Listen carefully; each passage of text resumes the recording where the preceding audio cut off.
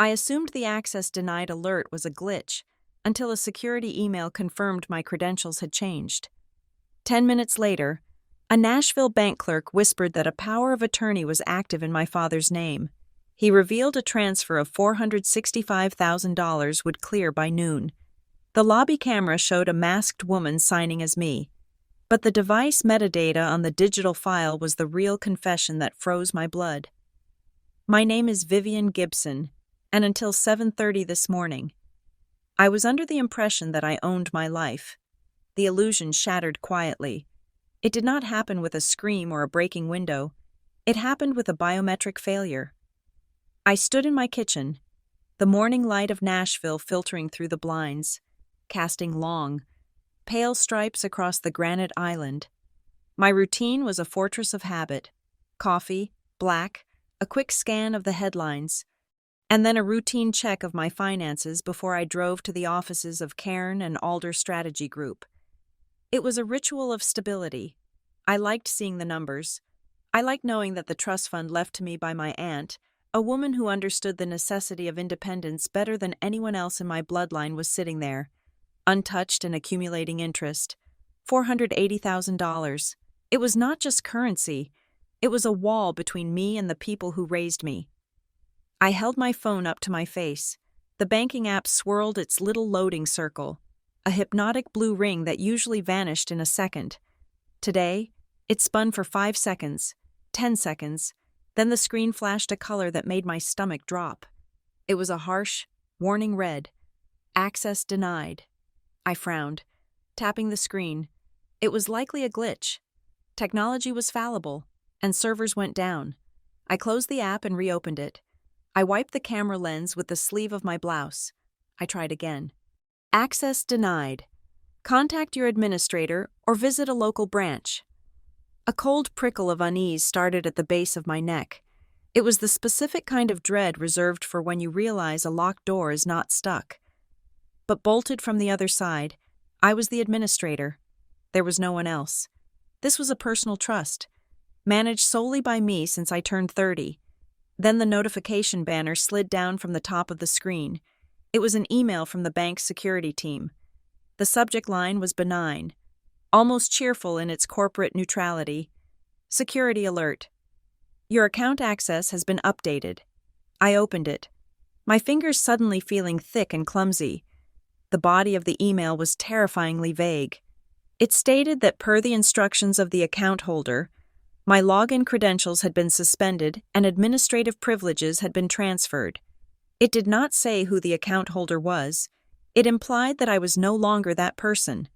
It felt as though someone had walked into my apartment while I was sleeping and changed the deadbolts on the front door, leaving me trapped inside a house I no longer recognized. I did not call the bank immediately.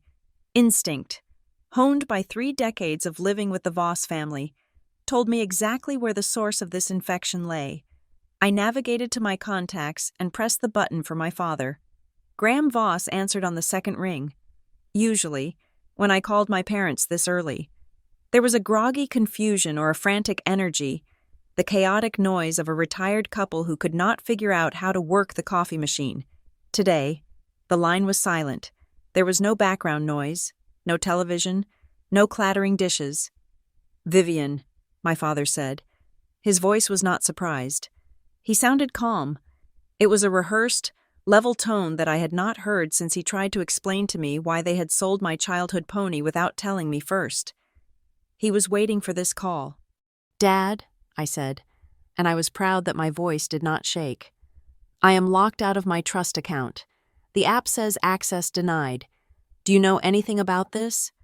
I heard a soft rustle on the other end, like a phone being shifted from one ear to another, or perhaps placed on speaker. "We were expecting you to notice," he said.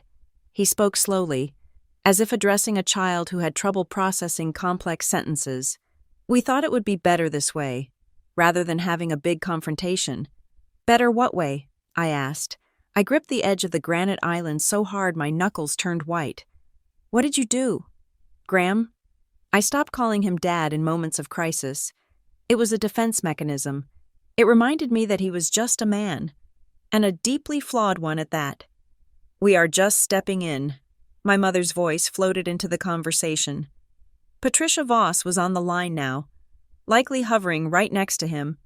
Her voice was light, airy, and laced with enough saccharine sweetness to rot a tooth. It was the voice she used when she was lying to the neighbors about why we couldn't attend a block party. "We did it for you, sweetheart. Family first.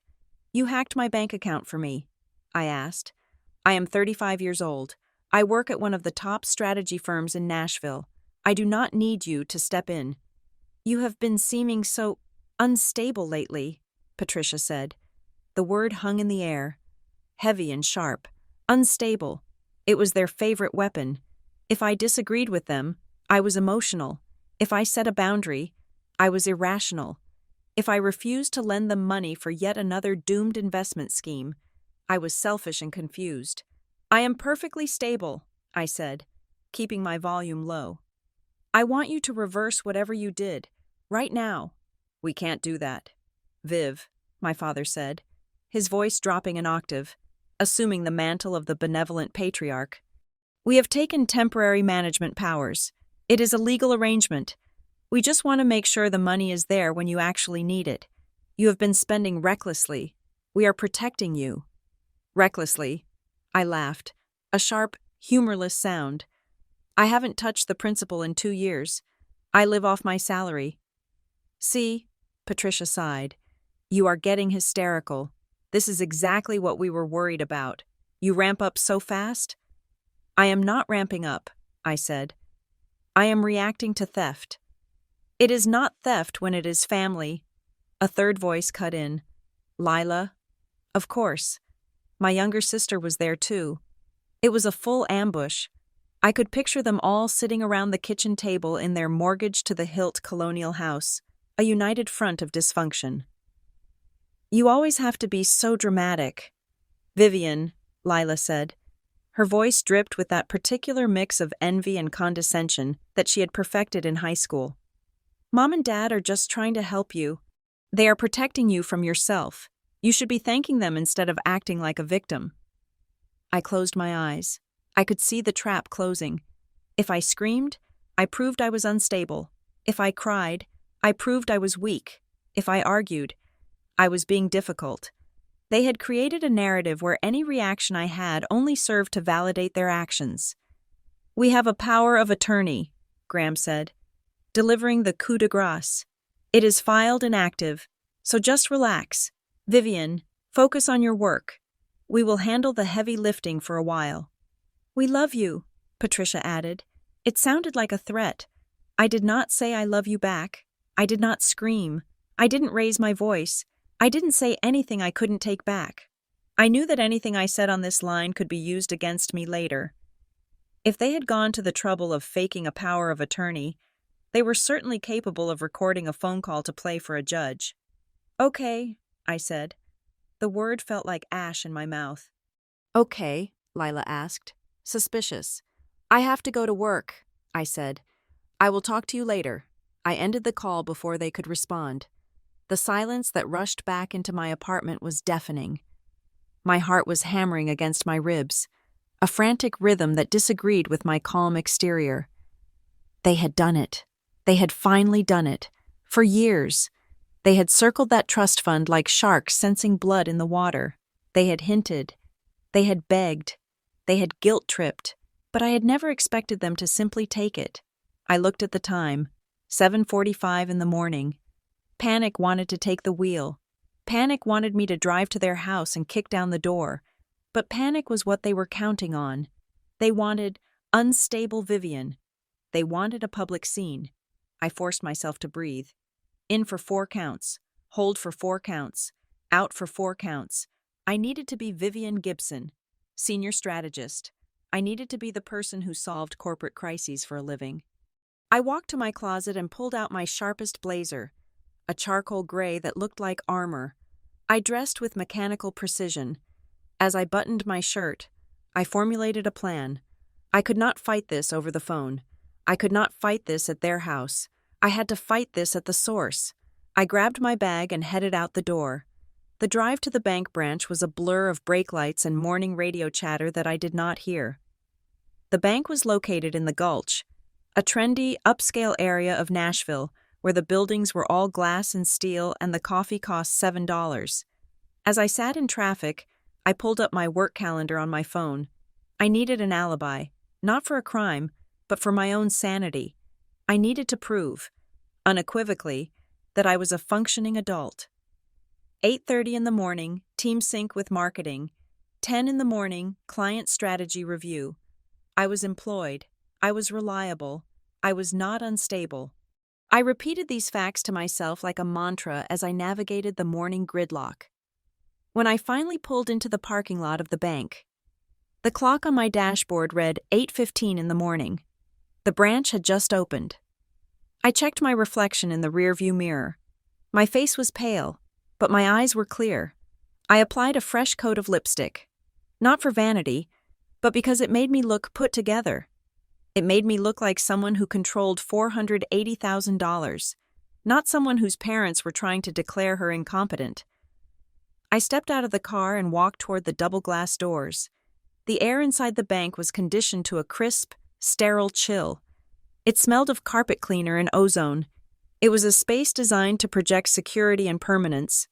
Marble floors, mahogany desks, soft recessed lighting.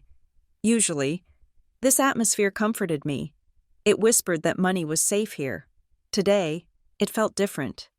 It felt like a crime scene that had been scrubbed clean before the detectives arrived. There were only 2 other customers in the lobby, both standing at the teller line. I bypassed them. I did not want a teller. A teller could not help me. I needed someone with the authority to look into the digital abyss and tell me what was staring back. I walked straight to the reception desk. A young woman with a bright, professional smile looked up at me. "Good morning," she chirped. "How can I help you today?" I placed my hands on the desk. I was careful not to grip the edge. I kept my fingers loose, my posture relaxed. "Good morning," I said. My voice was steady. It sounded professional. It sounded nothing like the voice of a woman who had just been betrayed by her entire immediate family. "My name is Vivian Gibson. I need to speak to the officer in charge of trust accounts immediately." The receptionist hesitated, her smile faltering just a fraction. "Do you have an appointment, Ms. Gibson?" "I do not," I said. "However, I have just received a security notification regarding unauthorized access to my trust fund. I believe there has been a significant breach of security involving fraudulent documentation." I used the specific words, breach, fraudulent. Banks did not like those words. They cut through the red tape faster than any appointment. The receptionist's eyes widened slightly. She typed something into her computer, her keystrokes rapid and quiet. "I see," she said. She picked up her phone and dialed a short extension. "Mr. Mercer, yes. I have a Miss Gibson here. She says there is a security issue with her trust. Yes, I will send her back." She hung up and looked at me, her professional demeanor shifting to something more cautious. "Owen Mercer can see you now," she said. "He is in the second office on the left." "Thank you," I said. I walked past the row of cubicles, my heels clicking rhythmically on the marble. I felt like I was walking to an execution, but I wasn't sure whose execution it was going to be yet. Mine or theirs. Owen Mercer was a man who looked like he had been born in a suit. He was in his early 40s, with salt and pepper hair and the weary eyes of someone who had seen every possible way people could ruin their own financial lives. He stood up as I entered. "Ms. Gibson?" he asked, extending a hand. "Mr. Mercer?" I said, shaking it. His grip was firm, professional. "Please, have a seat," he said, gesturing to the leather chair opposite his desk. Reception said something about a security breach. I sat down, keeping my back straight. I did not slump. I did not fidget. I placed my phone on the desk, screen down. "I tried to log into my mobile banking app at 7:30 this morning," I said.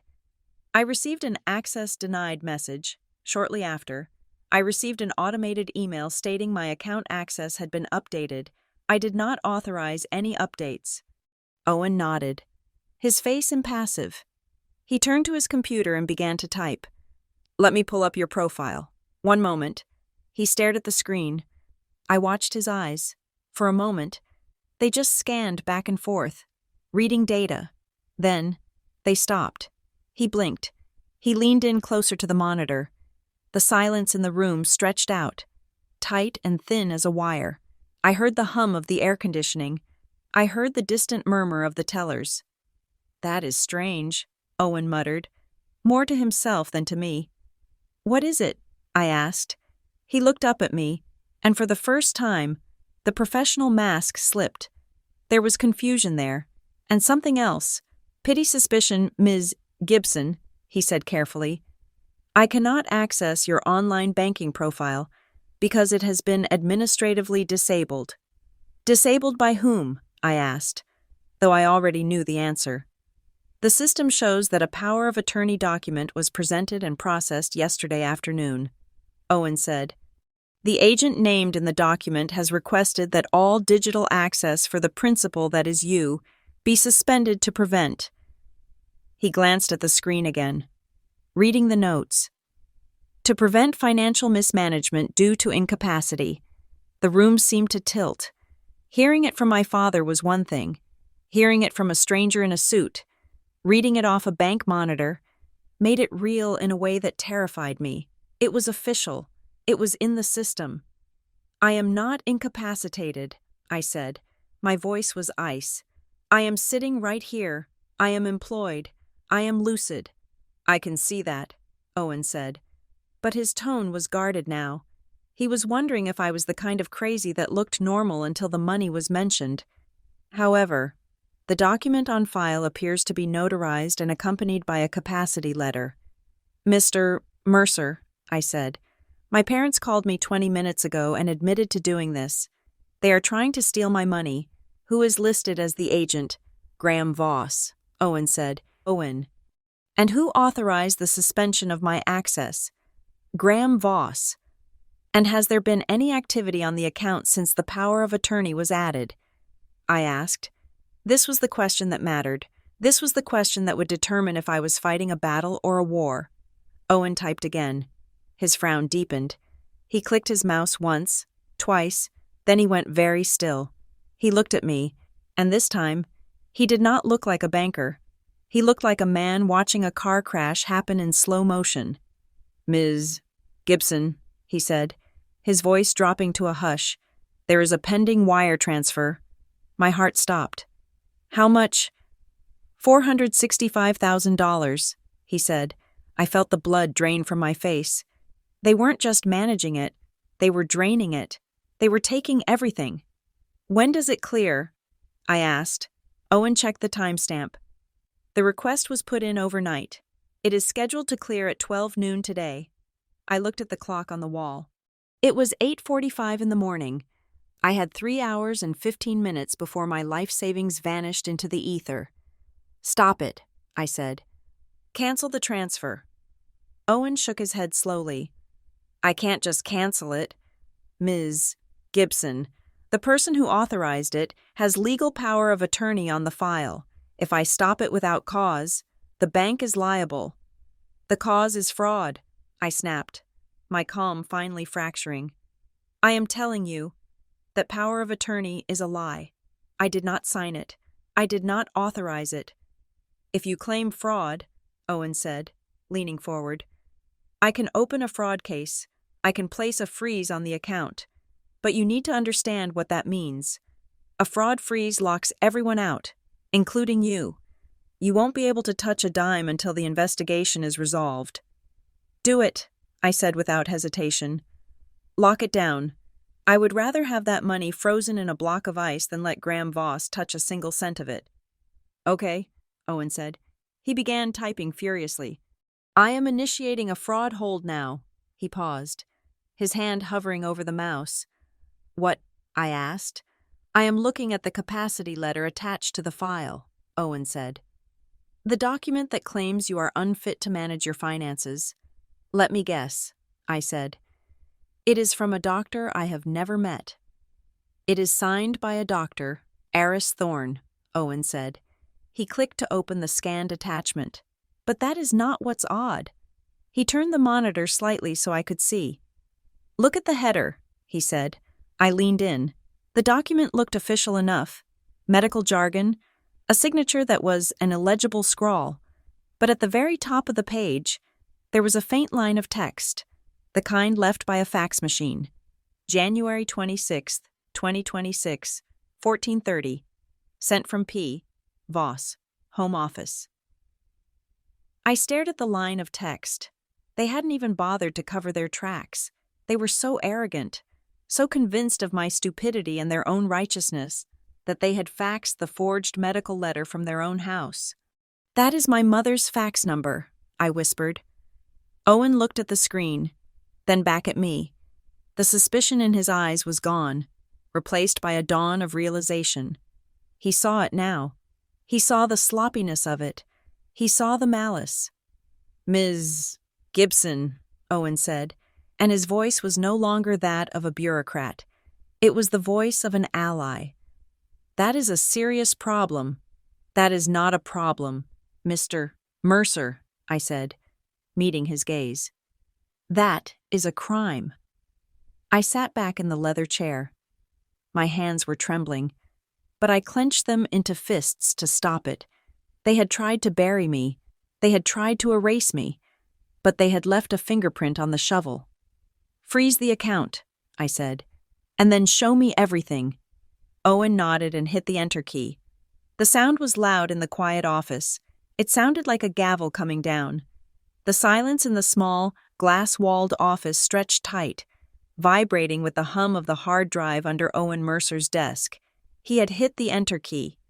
The fraud freeze was active, but the atmosphere in the room had not yet shifted to camaraderie.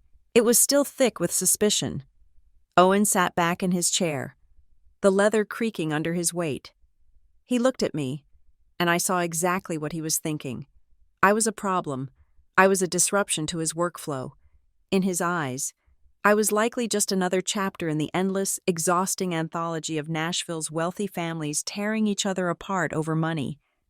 He had seen this before, the accusations, the hysteria, the children claiming the parents were thieves, the parents claiming the children were addicts or incompetents. To him, I was not a victim yet. I was a liability. He adjusted his cuffs and turned his monitor slightly away from me, a subtle gesture of reasserting control. "The freeze is in place," Owen said. His voice was flat, professional, and entirely devoid of warmth. "This means no money moves. Not for you, not for your father, not for anyone. The assets are locked until our risk department clears the flag. This process can take weeks. I want to be very clear about that. Miss Gibson, you have effectively cut off your own supply." "I have my salary," I said, keeping my voice as dry as his. "I do not need the trust to buy groceries. I need the trust to stay in the trust." Owen offered a non-committal nod. He typed a command, and the printer in the corner of the room whirred to life. It began to spit out pages, the rhythmic chug-chug-chug sounding like a slow-motion weapon being loaded. "You asked to see everything," he said. "So let us look at the anatomy of this situation, because from where the bank sits, until 5 minutes ago, this was a perfectly legal transition of power." He reached for the stack of warm paper and set it on the desk between us. He did not hand it to me immediately. He laid his hand on top of it, as if he were a gatekeeper deciding whether I was worthy of the truth. "The system flagged your online access as revoked because the account status was changed to managed yesterday afternoon," Owen explained, picking up the first document. "This is the power of attorney." He slid the paper across the mahogany surface. I looked down. It was a standard Tennessee General Durable Power of Attorney form. It looked horrifyingly legitimate. My name was typed in the principal field. Graham Voss was listed as the agent. The powers granted were sweeping: banking transactions, real estate, claims and litigation. It was a total surrender of autonomy. "Look at the date," Owen said, pointing a manicured finger at the bottom of the page. "Dated yesterday, notarized yesterday, recorded in our system at 4 in the afternoon." "I was at work at 4 in the afternoon," I said. Staring at the signature line, there it was. Vivian Gibson. It was my name. It was my loop on the V. It was the sharp tail on the N. It was a terrifyingly accurate forgery. If I had not known with absolute certainty that I was sitting in a strategy meeting at 4 o'clock yesterday, discussing Q1 projections, I might have believed I signed it myself in a fugue state. The agent, your father, has the explicit authority under this document to act as you in all financial matters, Owen continued, his tone clinical. That includes the right to revoke your digital credentials to protect the assets. Legally, the bank has to honor a valid power of attorney unless we have immediate knowledge of abuse. He abused it the second he filed it, I said. Owen pulled the next sheet from the stack. And this is what he did with that power. This document was a wire transfer request. I felt a wave of nausea roll through my stomach. Seeing the number spoken aloud was one thing. Seeing it printed on bank letterhead was another. Transfer amount: $465,000. Beneficiary Voss household expenses. Execution date today. Clearance time: 12 noon. He left $15,000, I whispered. How generous. It is likely a strategic amount, Owen said. And for the first time, his voice held a trace of analytical interest. Leaving a small balance keeps the account open and avoids triggering certain automatic closure audits. It looks like account management rather than a liquidation. If he had drained it to zero, bells would have rung louder and faster. He calls it Voss household expenses, I said, reading the beneficiary name. He is not even hiding it. He is funneling my inheritance into his own living room. It is a new account, Owen noted. Opened yesterday at this branch. Joint account. Graham and Patricia Voss. I looked at the clock on the wall. It was nearly 9 in the morning. If I had slept in, I said, the realization chilling me to the bone. If I had decided to check my balance at lunch instead of breakfast, the money would be gone. Yes, Owen said simply. It would have cleared. Once a wire is gone, Ms. Gibson, it is very difficult to claw back, especially if they moved it again immediately after receiving it. You beat the clock by roughly 3 hours. He leaned forward, his elbows on the desk. The skepticism was still there, but it was shifting. He was no longer looking at me as a nuisance. He was looking at the paperwork as a puzzle. But here's the part that requires explanation, Owen said. A power of attorney is powerful, but banks are cautious, especially with a trust. We usually require a reason to activate full control over a healthy, 35-year-old woman's assets. We ask questions. Why does she need help? Why now? He slid the final document across the desk. This is the capacity letter, he said. I picked it up. The paper felt heavy, expensive. The letterhead was embossed. Eris Thorne, M.D. Psychiatry and Neurological Care. I had never heard of Dr. Eris Thorne. I had never been to a neurologist. I had never seen a psychiatrist. I read the body of the letter. To whom it may concern. I am the treating physician for Ms. Vivian Gibson. It is my medical opinion, following a series of evaluations conducted over the last 6 months, that Ms. Gibson is currently suffering from an acute episode of manic instability and cognitive dissociation. During this period, she lacks the capacity to make sound financial decisions or manage complex estates. I recommend that her designated power of attorney assume immediate control of her financial affairs to prevent catastrophic loss of assets.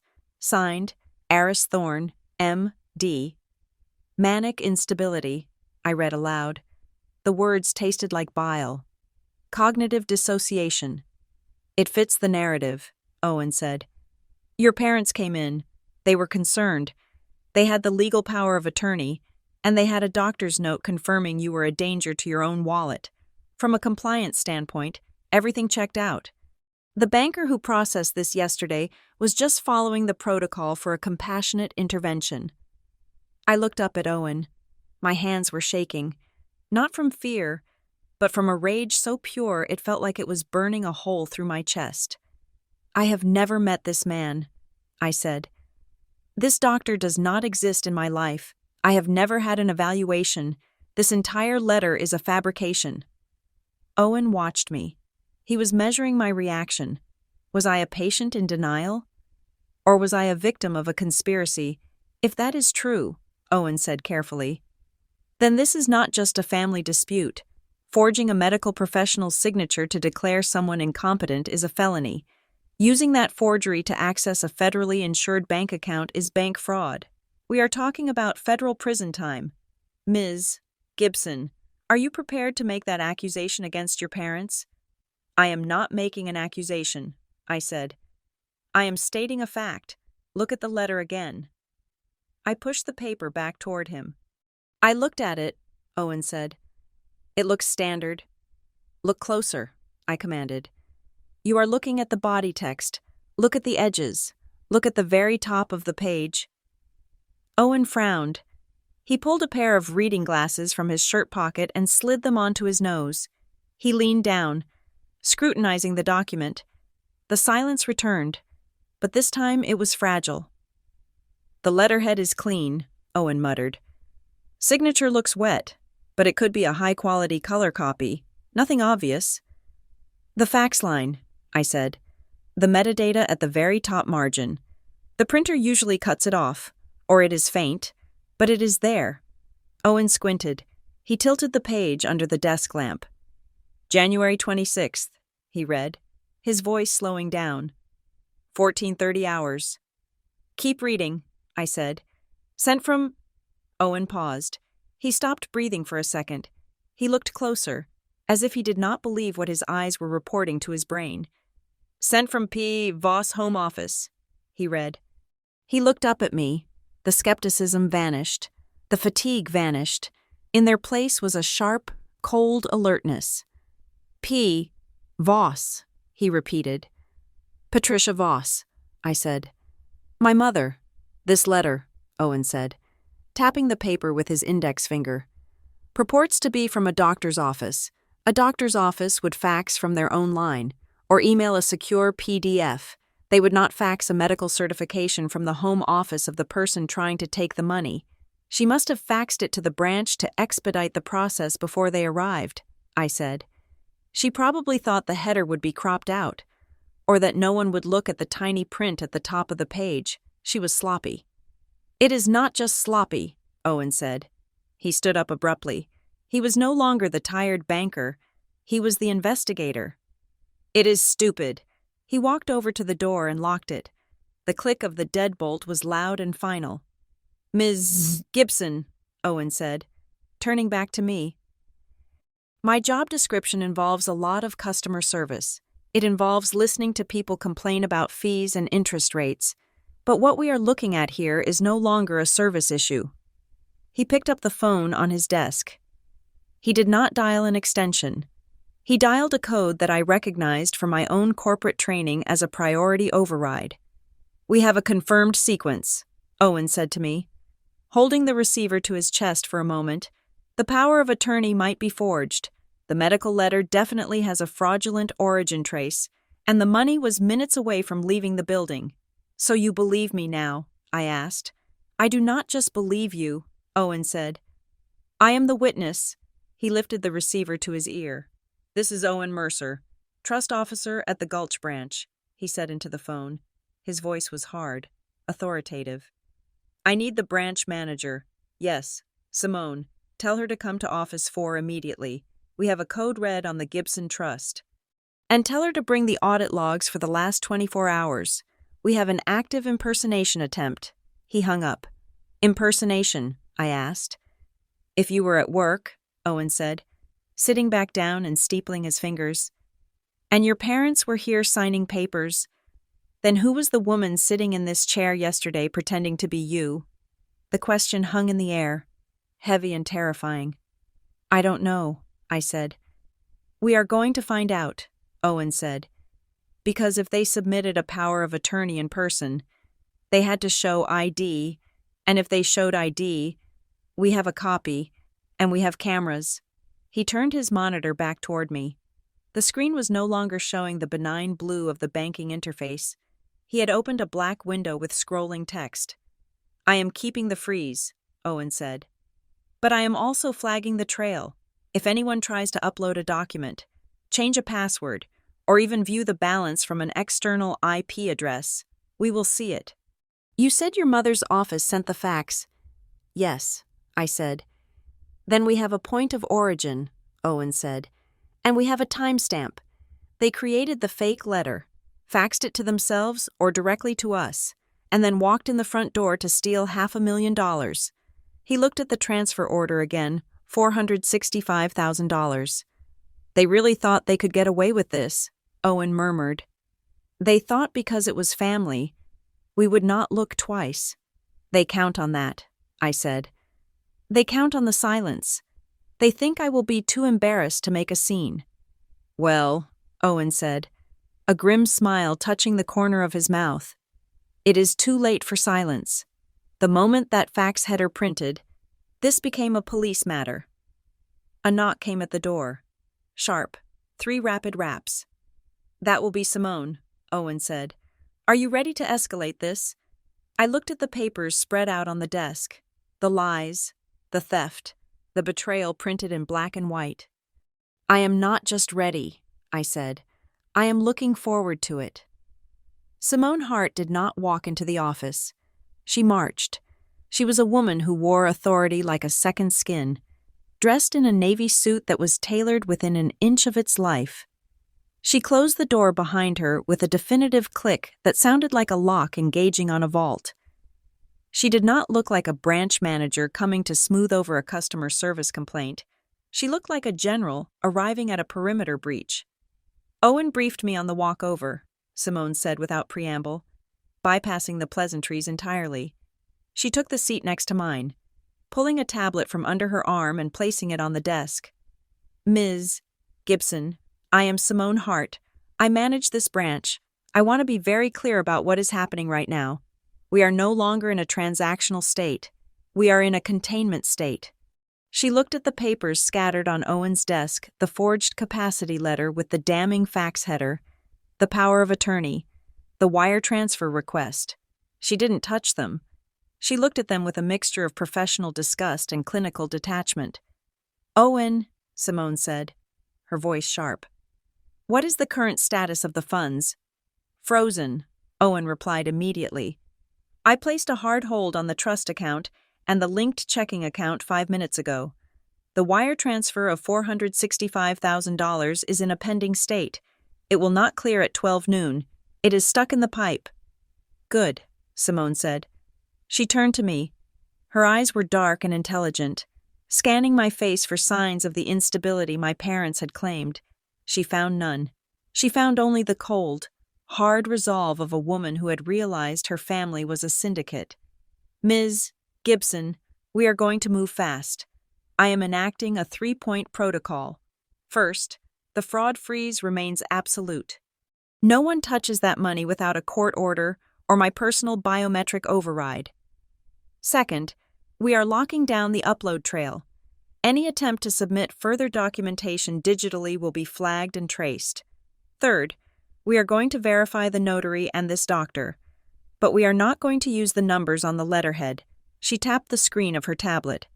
If we call the number on that paper, Simone said, pointing to the capacity letter, we are likely going to get a burner phone or your mother's landline.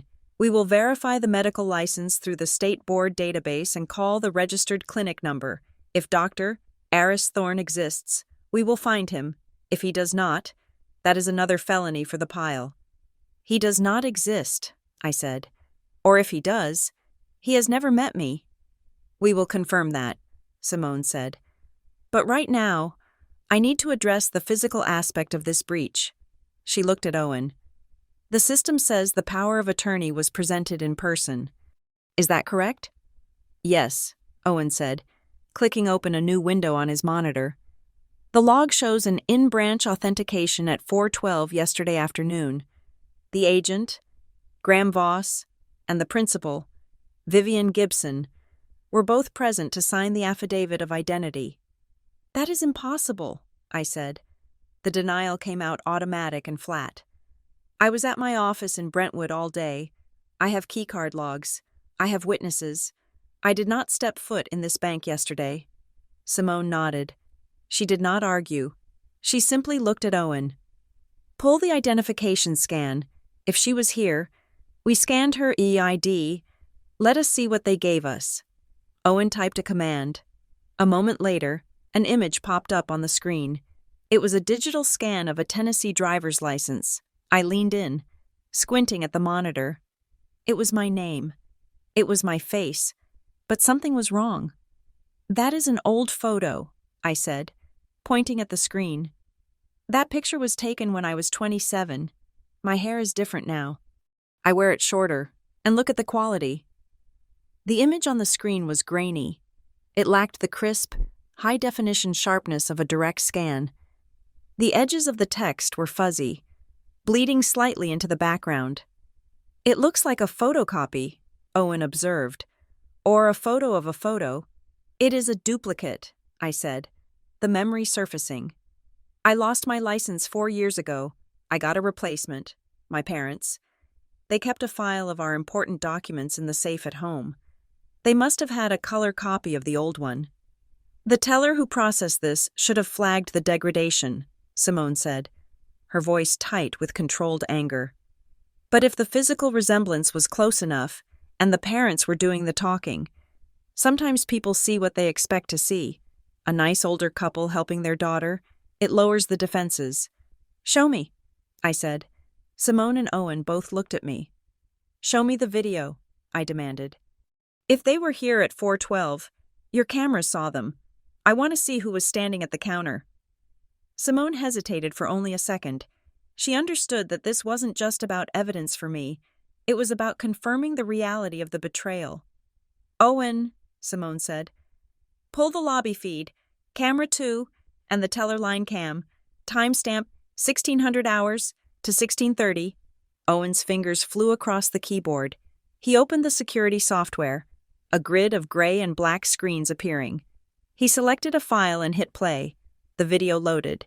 There was the lobby of the bank, bathed in the warm afternoon sun of yesterday. It looked peaceful, normal.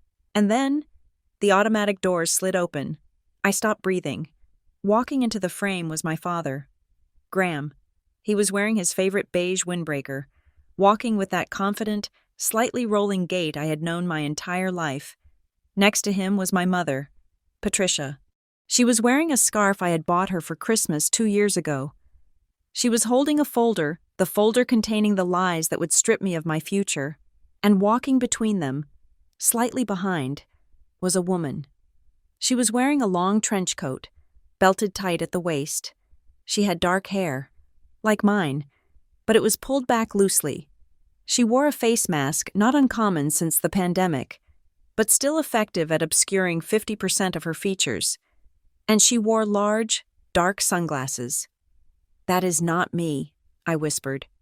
She is the right height, Owen noted objectively. Same build. It is not me, I repeated. We watched as they approached the desk. My father did the talking. I could see his gestures expansive, charming. He was playing the role of the concerned patriarch perfectly. My mother stood close to the woman, her hand resting on the woman's back. To an outsider, it looked like comfort. To me, it looked like steering. The woman sat down. She moved stiffly. I watched her posture. I sit with my spine straight, a habit from years of piano lessons. This woman slumped slightly. Her shoulders were tense, pulled up toward her ears. She looked like someone who was terrified of being spoken to.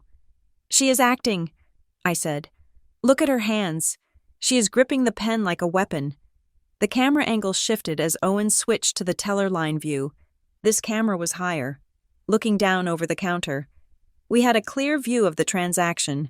The woman was signing the power of attorney. She signed it slowly, deliberately. She practiced my signature, I said, feeling a sick fascination. But she is too slow. I signed my name in 2 seconds. She is taking 5. The teller is checking the ID, Simone narrated, her eyes glued to the screen. He is looking at the ID, then at her. She has the mask and glasses on. He asks her to lower the mask. On the screen. The woman hesitated. My father leaned in and said something to the teller. The teller nodded sympathetically.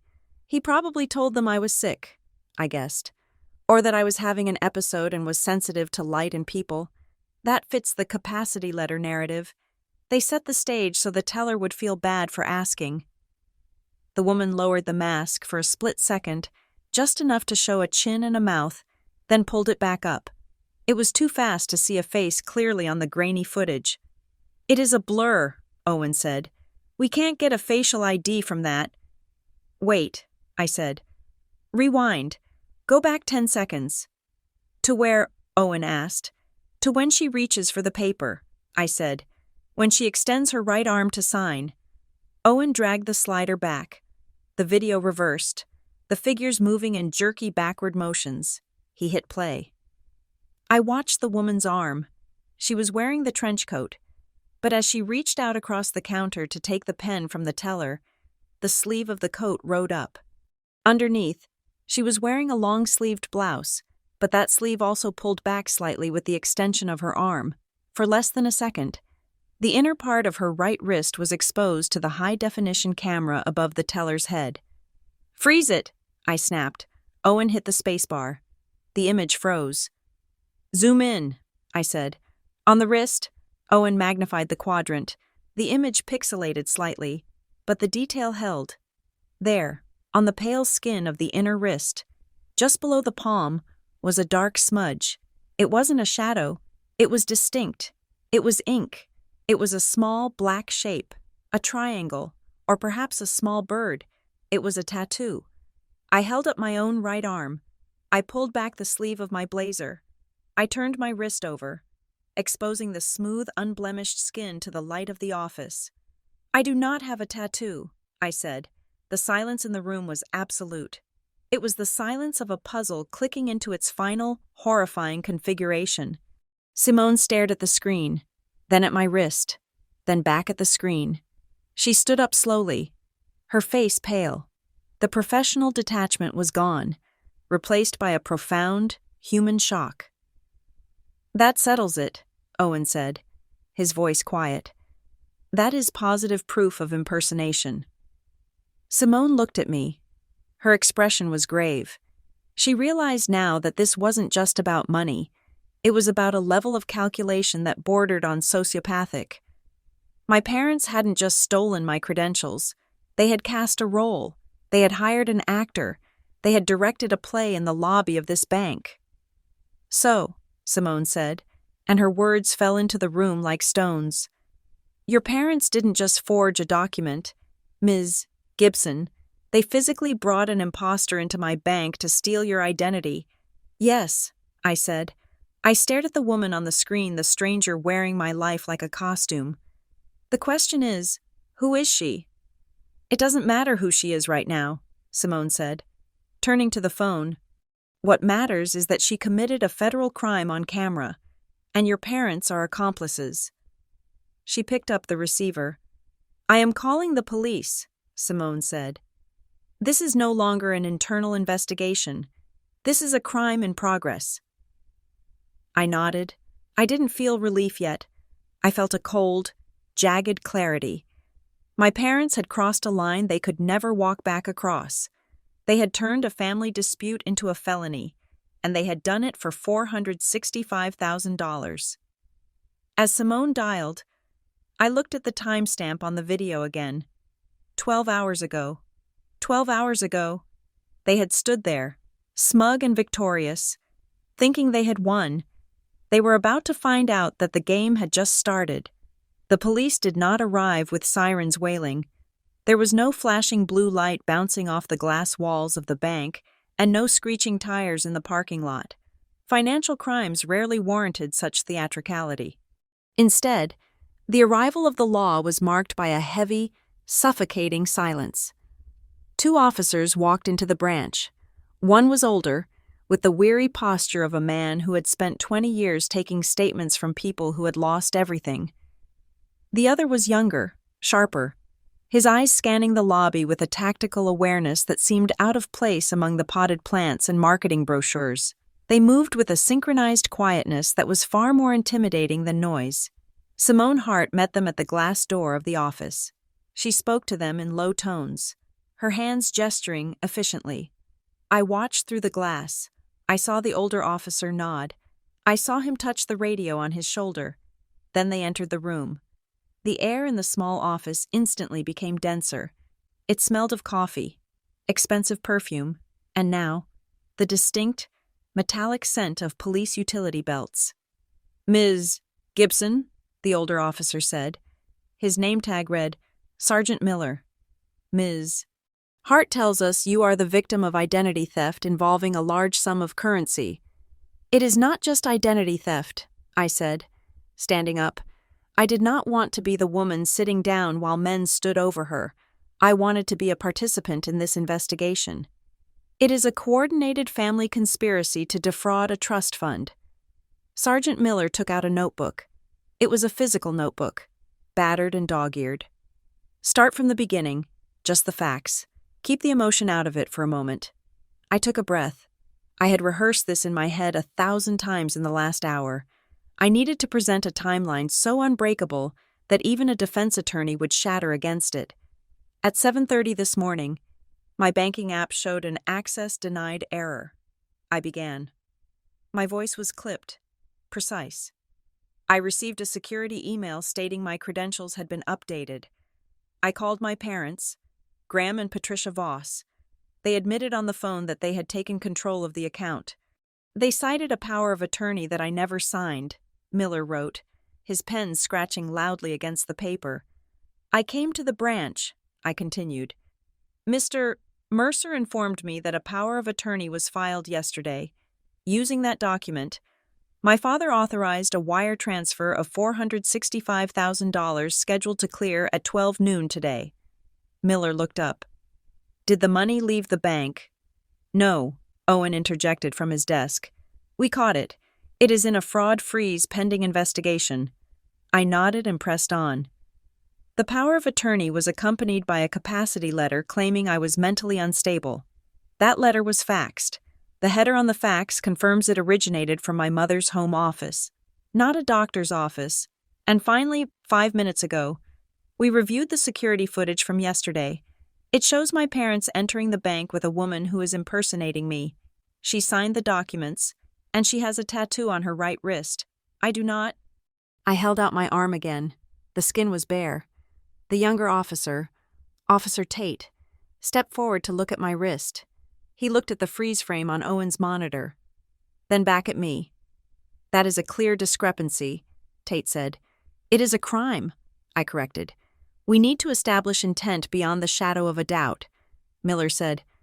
"Right now, we have a forged document and a suspicious video, but your parents could claim they were acting under duress, or that they genuinely believed this woman was you, however unlikely that sounds, or that they were trying to help you manage your funds and made a procedural error."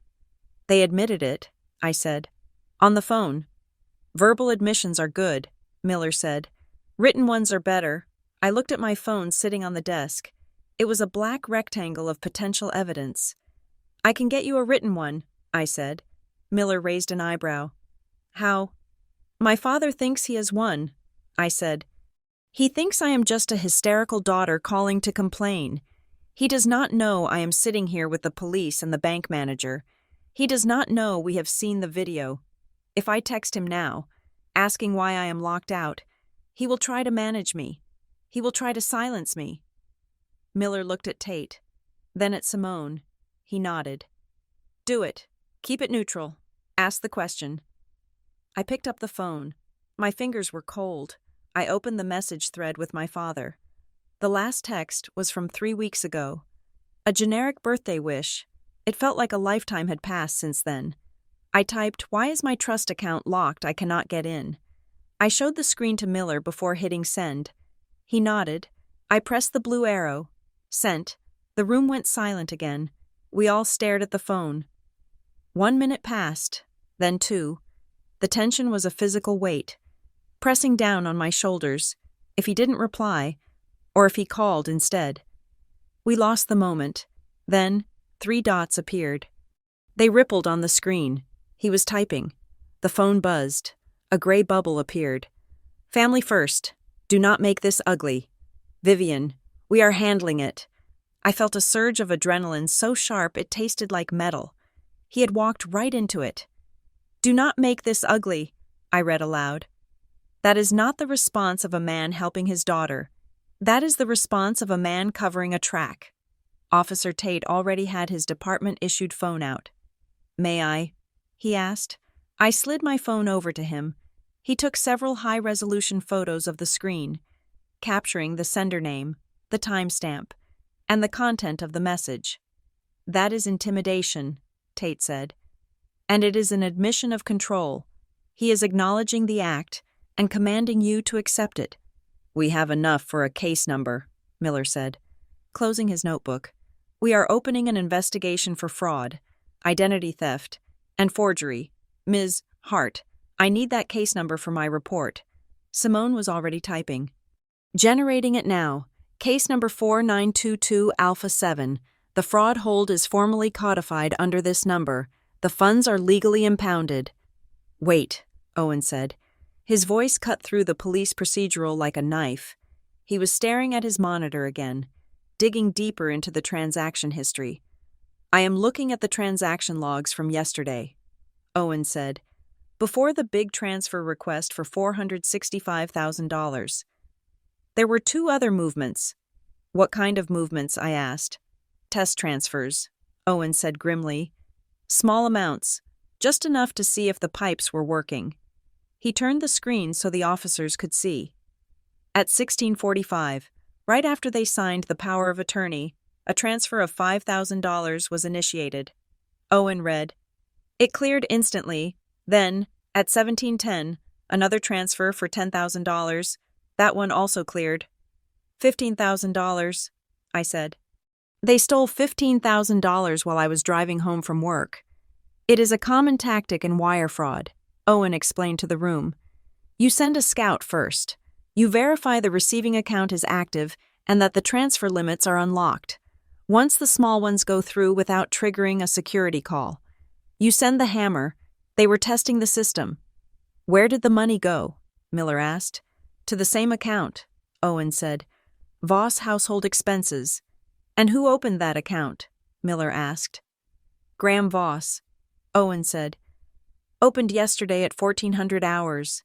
Primary account holder is Graham Voss. Authorized user is Patricia Voss. They opened the bucket before they even stole the water," Simone said, her voice disgusted. "This was premeditated at least 24 hours in advance." I stared at the screen. $15,000 was already gone. That was real money. That was my car. That was 6 months of rent. But compared to the $500,000 they were trying to take, it was just the cost of doing business to them. "We can try to recall those funds," Owen said. "But since they have cleared, it is a harder process. However, now that we have a police case number, I can flag the receiving account as a beneficiary of fraud. We can freeze their account too." "Freeze it," I said. "Freeze everything they have." Just then, a red alert box popped up on Owen's screen. It pulsed with a silent, urgent warning. "Alert profile. Update attempted." "What is that?" I asked, pointing. Owen clicked the alert. "Someone is logged into the system right now," he said. "They are trying to change the contact information on your profile." "They are trying to change my address," I realized. "They want to intercept the mail. The bank sends physical letters when a suspicious transfer happens. They want to make sure those letters go to their house, not mine." "Confirmed," Owen said. "The request is to change the mailing address to—" He recited the address of my childhood home, the house where I had learned to walk, and apparently, where they had learned to steal. "Deny it," Simone ordered. "I am blocking it," Owen said, his fingers flying. "I am setting a hard lock on the profile contact info, address, phone number, email. Nothing changes without a biometric scan at a branch. Add a passphrase," I said, "a verbal password, something only I would know. So even if they forge my signature again, they cannot get past the security questions." "Good idea," Owen said. "What do you want it to be?" I thought for a second. I needed something they would never guess, something that had nothing to do with the family history they knew. "Antigone," I said. "Antigone," Owen repeated, typing it in. Greek tragedy, fitting. It is the story of a woman who defied her family to do what was right, I said. Lock it. Passphrase active, Owen confirmed. The address change has been rejected. They are going to see a system error on their end. The police officers were watching this digital warfare with stoic faces. They had the evidence they needed to start the paperwork. But the real battle was happening here, in the servers. We have the video secured, Simone told the officers. We have the fax header. We have the text message. We have the audit trail of the test transfers. We are burning this data onto a secure drive for you right now. We will need to interview your parents, Miller said to me. We will likely pay them a visit this afternoon. Be careful, I said. They are charming. They will offer you tea. They will tell you I am off my medication. They will make you doubt your own notes. We have seen the tattoo, Ms. Gibson, Tate said. Charm does not explain away a physical discrepancy on a federal crime tape. My phone buzzed again. I looked down. It was not my father this time. It was my mother. I felt a different kind of cold wash over me. My father was the executive arm of this operation, but my mother was the architect. Her cruelty was different. It was intimate. I picked up the phone. The text was long. Vivian, we know you are at the bank.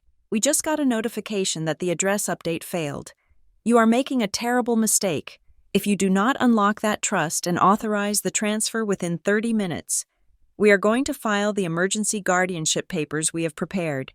We have statements from your neighbors. We have the incident report from when you fainted at work last year. We will paint a picture of a girl who cannot take care of herself. Do you want your employers to know you are mentally unfit? Do you want to be a ward of the state? Stop this nonsense and come home. I read the text twice. They were not retreating. They were doubling down. They were threatening to use the legal system to strip me of my personhood. An emergency guardianship, a conservatorship, would mean I lost the right to hire a lawyer, to spend my own money, to decide where I lived. It was the nuclear option. They were willing to destroy my reputation and my freedom to get that money. What is it? Simone asked. Seeing the blood drain from my face, I handed the phone to Sergeant Miller. Read it, I said. Miller read the text. His expression hardened. He showed it to Tate. That is extortion, Miller said quietly, and it is a threat of malicious prosecution. They are going to try to commit me, I said. They are going to try to convince a judge that I am crazy so they can legally take what they tried to steal. Let them try, Simone said fiercely. They can file whatever papers they want, but they cannot erase the fact that they just committed bank fraud. No judge grants guardianship to a felon. But they are not felons yet, I said. They are just accusations. Until they are arrested, they are dangerous. I looked at the text again. We will paint a picture. They want a war, I said, mostly to myself. They want to turn this into a character assassination. They think I will fold to save my job. They think I will be too scared of the stigma. I looked up at Owen, at Simone, at the officers. I realized I had an army in this room. I had the truth, and I had the receipts. Officer, I said to Miller, photograph that text too. Add it to the file. Already doing it, Miller said. They want to make this about my mental health, I said, my voice steadying. Fine, let us make it about their criminal health. I turned to Owen. Did the $15,000 go to an account at this bank? I asked. Yes, Owen said. And you said you can freeze the beneficiary account for fraud. I can, Owen said. I can lock it so tight they cannot even buy a gallon of milk with a debit card. Do it, I said. Strand them. If they want to play games with access, let us see how they like it when the access denied message is on their screen. Owen hit the enter key with a satisfying, percussive snap. Done, he said. The Voss household expenses account is frozen. The funds are trapped. I looked at my phone. I did not reply to my mother. I did not need to. She would find out soon enough when her card was declined at the grocery store. The battle lines had shifted. It was no longer just about defending my money. It was about defending my existence. And I was done playing defense. The silence in the office did not last long. It was shattered by the electronic chime of the bank's front door. It was a cheerful, welcoming sound, completely at odds with the storm that blew in 3 seconds later. Through the glass wall of Owen's office, I saw them. They did not walk in hesitantly. They did not look like concerned parents worried about a mentally unstable daughter. They marched in with the entitlement of people who believed they were the protagonists of every room they entered. Graham led the formation, his chest puffed out, clutching a leather portfolio. Patricia was a step behind him, dabbing at dry eyes with a tissue. And trailing them was Lila. Phone already raised, the camera lens pointed outward like the barrel of a gun. "I need to speak to the branch manager immediately." Graham's voice boomed across the quiet lobby. It was his courtroom voice, the one he used to intimidate contractors and waiters. "And I want to know why my daughter's assets are being held hostage." I stood up. My instinct was to hide, to retreat into the corner, but the anger that had been simmering in my gut hardened into something solid. I watched them.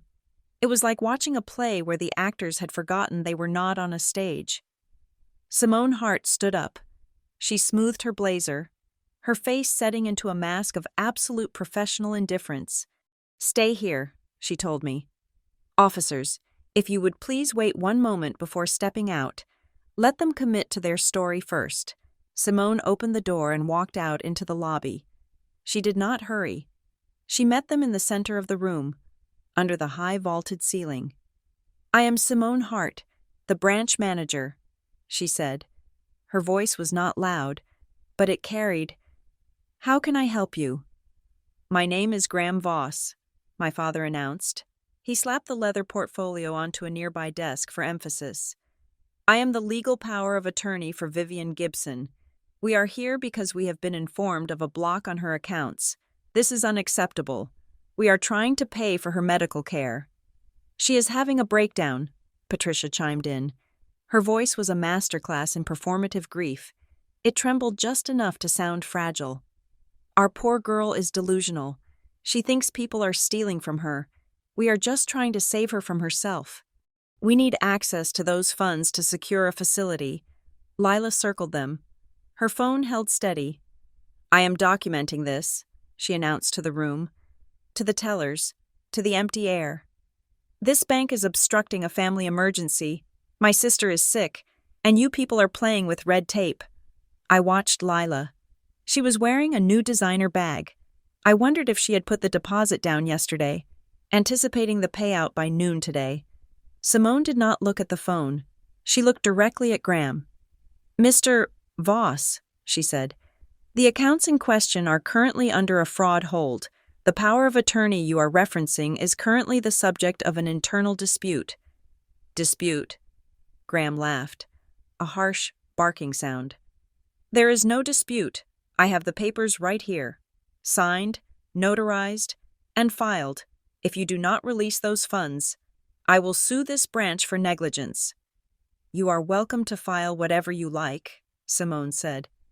"But as of this moment, no transactions will occur.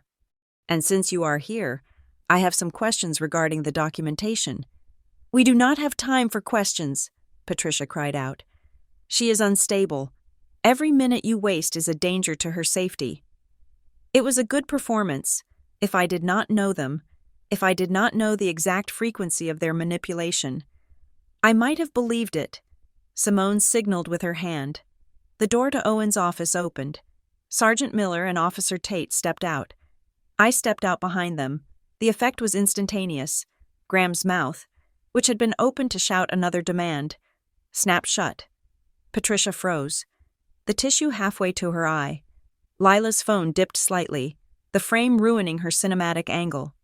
"Vivian," my mother whispered. She recovered first. "Oh, thank God. You are here. Come here, sweetheart. Come to Mommy." She took a step toward me, arms open. It was grotesque. She was trying to hug the victim of her own crime in front of the police to establish intimacy. "Stay back," I said. My voice was not loud, but it stopped her cold. "Ms. Voss," Sergeant Miller said, stepping between us. "Mr. Voss, I am Sergeant Miller. We are investigating a report of bank fraud and identity theft. Fraud? Graham sputtered. The color was rising in his neck. A blotchy red. That is ridiculous. We are here helping our daughter. Look at her. She is clearly confused. She called the police on her own parents. We have reviewed the security footage from yesterday, Miller said. He did not engage with the emotional bait. He stuck to the timeline. It shows you and your wife entering this branch at 4:12 in the afternoon. Yes, Graham said, seizing the narrative. We brought Vivian in to sign the papers. She was compliant then. She changes so fast. That is the nature of her condition. You brought Vivian in, Miller repeated. Yes, Patricia said eagerly. She was right there with us. She signed everything. She knew it was for the best. I stood there, wearing the same blazer I'd worn to work yesterday. I looked at my parents. They were looking right at me, and they were lying to my face with a terrifying ease. They had told the lie so many times in the last 24 hours that they had started to inhabit it. That is interesting, Simone cut in. Her voice sliced through the humidity of their desperation, because the woman you brought in yesterday was wearing a mask and sunglasses. She was sensitive to the light, Patricia said quickly. Migraines. It is part of the symptoms. And, Simone continued, she signed the documents with her right hand. Vivian is right-handed, Graham said. What is your point? The point, Simone said, taking a step closer, is that when the woman in the video reached across the counter. Her sleeve pulled back, and the high-definition camera above the teller station captured a tattoo on the inner aspect of her right wrist. The lobby went dead silent. I saw Graham blink. He hadn't known. He had been too busy charming the teller to look at the wrist of the woman he had hired. A tattoo, Simone repeated. She looked at me. Ms. Gibson, do you have a tattoo on your right wrist? I held up my arm. I pulled back my sleeve. The skin was pale, smooth, and completely unmarked. No, I said. I do not. Graham stared at my arm. For the first time, the bluster faltered. He looked at Patricia. Patricia looked at the floor, but it was Lila who caught my attention. When Simone mentioned the tattoo, Lila didn't look at my arm. She didn't look at her parents. She flinched. It was a small, sharp movement, like she had touched a hot stove. Her eyes darted to the right, avoiding everyone, and her hand, the one holding the phone, trembled violently. Officer Tate saw it too. He shifted his stance, turning his body toward her.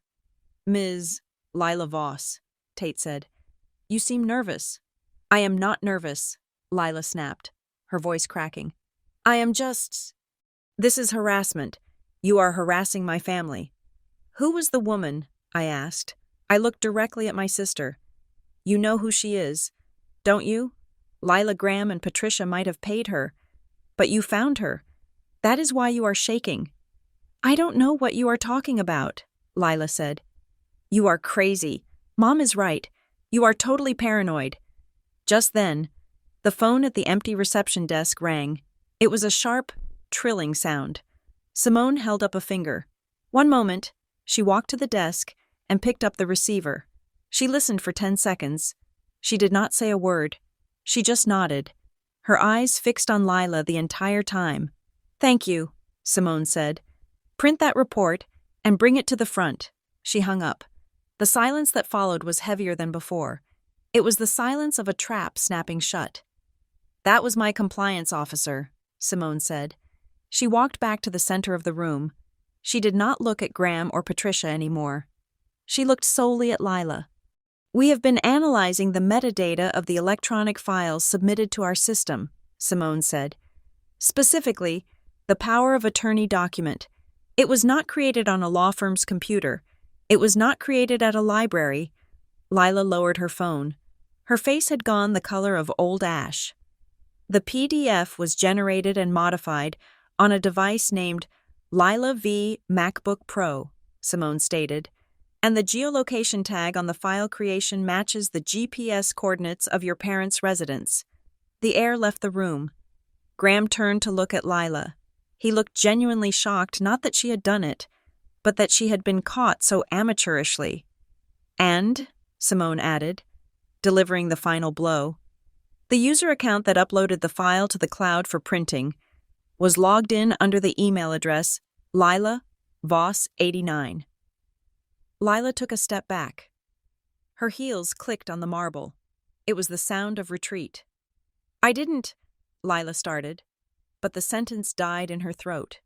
She looked at the police officers, then at the door. Her body was telegraphing a flight response so clearly she might as well have been wearing a sign.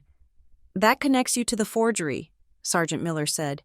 And since that forgery was used to attempt a wire transfer, that connects you to the wire fraud. I was just helping Dad, Lila screamed. The mask didn't just slip.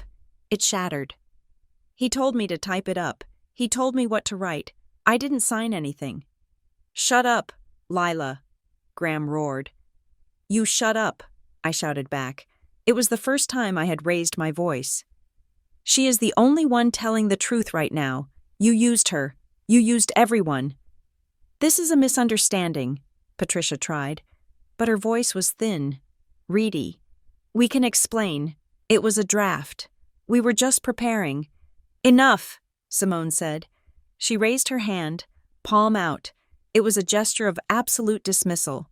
The bank is no longer interested in your explanations, Simone said. You have attempted to defraud a client. You have created a hostile environment, and you are currently trespassing. Trespassing, Graham scoffed, trying to regain his footing. I have been a customer here for 20 years. Not anymore, Simone said. I am revoking your privileges. I am closing your accounts, and I am ordering you to leave this property immediately. If you do not leave, Sergeant Miller will remove you in handcuffs. Miller stepped forward, his hand resting casually near his belt. You heard the lady. Step outside. Now. Graham looked at the officer, then at me. His eyes were full of venom. There was no love there. There was no concern. There was only the pure, distilled hatred of a narcissist who had lost control. You are making a mistake. Vivian, he hissed, you are going to need us, and we won't be there. That is the point, I said. I am paying $465,000 to ensure you are never there. He sneered, adjusted his jacket, and turned around. Come on, Patricia, Lila, we are leaving. Patricia looked at me one last time. She didn't look angry. She looked disappointed, as if I had failed a test she had designed for me. She turned and followed him. Lila didn't look at anyone. She shoved her phone into her bag and hurried after them, head down, terrified that the police were going to grab her arm. They walked out the automatic doors. The glass slid shut behind them. We stood in the lobby, watching them through the window. They didn't stop to talk in the parking lot. They got into their cars, separate cars, and drove away. The silence returned to the bank. But this time, it wasn't heavy. It was clean. They are gone, Owen said, appearing at the door of his office. For now, Miller said, but we have the video of that little confession in the lobby. The sister cracked. I was just helping Dad. That is admission of conspiracy. It is on the recording, I asked. Body cam is rolling, Tate said, tapping his chest. And the bank cameras capture audio in the lobby. We have it all, Simone confirmed. I looked at the empty space where my family had stood. I felt a strange sensation in my chest. It wasn't happiness. It wasn't even relief. It was the feeling of a heavy weight being cut loose, leaving me lightheaded and slightly dizzy. They really thought they could just talk their way out of it, I said. They thought if they were loud enough, you would just give them the money to make them shut up. That is how they have operated their whole lives, Simone said. They forgot that banks don't care about noise. We care about metadata. She turned to me. Her expression softened. Just a fraction. Are you okay, Ms. Gibson? No, I said honestly. But I am solvent, and right now, that is enough. The automatic doors of the bank slid shut behind me, sealing the cool, conditioned air and the crime scene inside. The humidity of the Nashville afternoon hit me instantly. It was a heavy, suffocating blanket that made my suit feel like a straitjacket. I walked to my car. my heels striking the pavement with a rhythm that felt too loud in my own ears. I sat in the driver's seat and locked the doors. My hands were gripping the steering wheel, not to drive, but to anchor myself to the earth. The adrenaline that had sustained me through the confrontation with my parents and the police was beginning to recede. Leaving behind a cold, hollow clarity, I checked my rearview mirror. My parents were gone. They had fled the scene of their failed heist. But I knew them well enough to know they were not retreating. They were regrouping. Graham and Patricia Voss did not accept defeat. They simply changed the narrative until they were the heroes again. My phone buzzed on the passenger seat. I looked at it, half expecting another threatening text from my mother or a fake apology from my father. It was not them. It was a number I recognized from my office. It was Elena, a junior analyst at Cairn and Alder. I picked up the phone. "Hello, Elena," I said. My voice sounded stripped, mechanical. "Vivian," Elena said. Her voice was hushed, as if she were hiding in a supply closet. "I know you are out for the morning, but something weird just happened. I thought you should know." "Tell me," I said. "We just got a call on the main line," Elena said. "The receptionist put it through to me because I'm covering your desk. It was a woman. She didn't give her name, but she sounded older, very polite, very southern." "What did she want?" I asked, though a sick feeling was already coiling in my stomach. "She asked if you had had any episodes at work today," Elena said. "She asked if we had noticed any erratic behavior, or if you had been struggling with your cognitive functions lately. She said she was a family member and was worried about your stability." The world tilted slightly on its axis. They were not just trying to steal my money. They were trying to salt the earth of my career. They knew that in my line of work, reputation was the only currency that mattered. A strategist could not be unstable.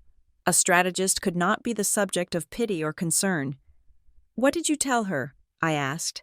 "I told her that we do not discuss employee matters," and hung up. Elena said, "But Viv, she sounded really convincing. She made it sound like you were on the verge of a breakdown. Is everything okay?" "Everything is fine," I lied. "It is a personal matter involving a disgruntled relative. I am handling it. Thank you for telling me. Elena, if she calls again, transfer her to legal." "Okay," Elena said. "Take care. Viv." I ended the call and stared at the dashboard. They were building a file. That was the strategy. They knew the bank fraud might not stick if they could prove I was mentally incompetent. If they could get witnesses to say I was acting crazy, if they could get the police to conduct a welfare check and find me agitated, they could claim the power of attorney was a necessary intervention. They were trying to retroactive justify the theft. I needed a lawyer, not a corporate lawyer, and not the family attorney who played golf with my father. I needed a shark. I scrolled through my contacts until I found the name, Mallory Keene. She was a legend in Nashville for handling high-stakes trust disputes and contesting emergency guardianships. We had met once at a charity gala, and she had given me her card with a look that said she knew exactly what kind of family I came from. I dialed her number. "Mallory Keene." She answered on the first ring.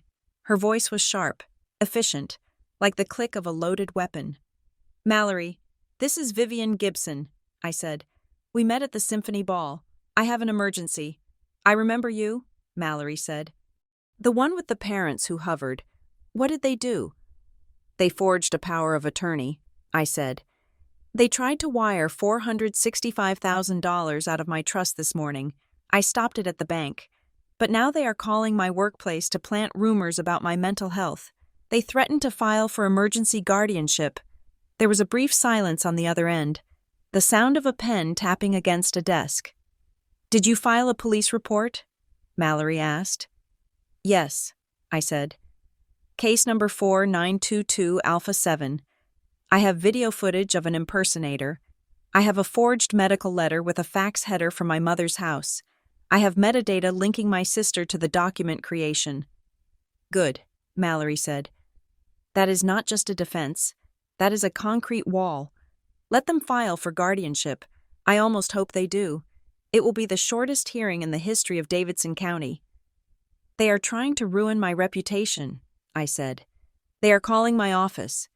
That is called tortious interference, Mallory said. And defamation. We will deal with that.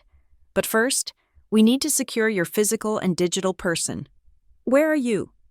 In my car outside the bank? Go to your office, Mallory commanded. Do not go home yet. If they call for a welfare check, the police will go to your apartment. You want to be at work, surrounded by credible witnesses, looking perfectly sane and employed.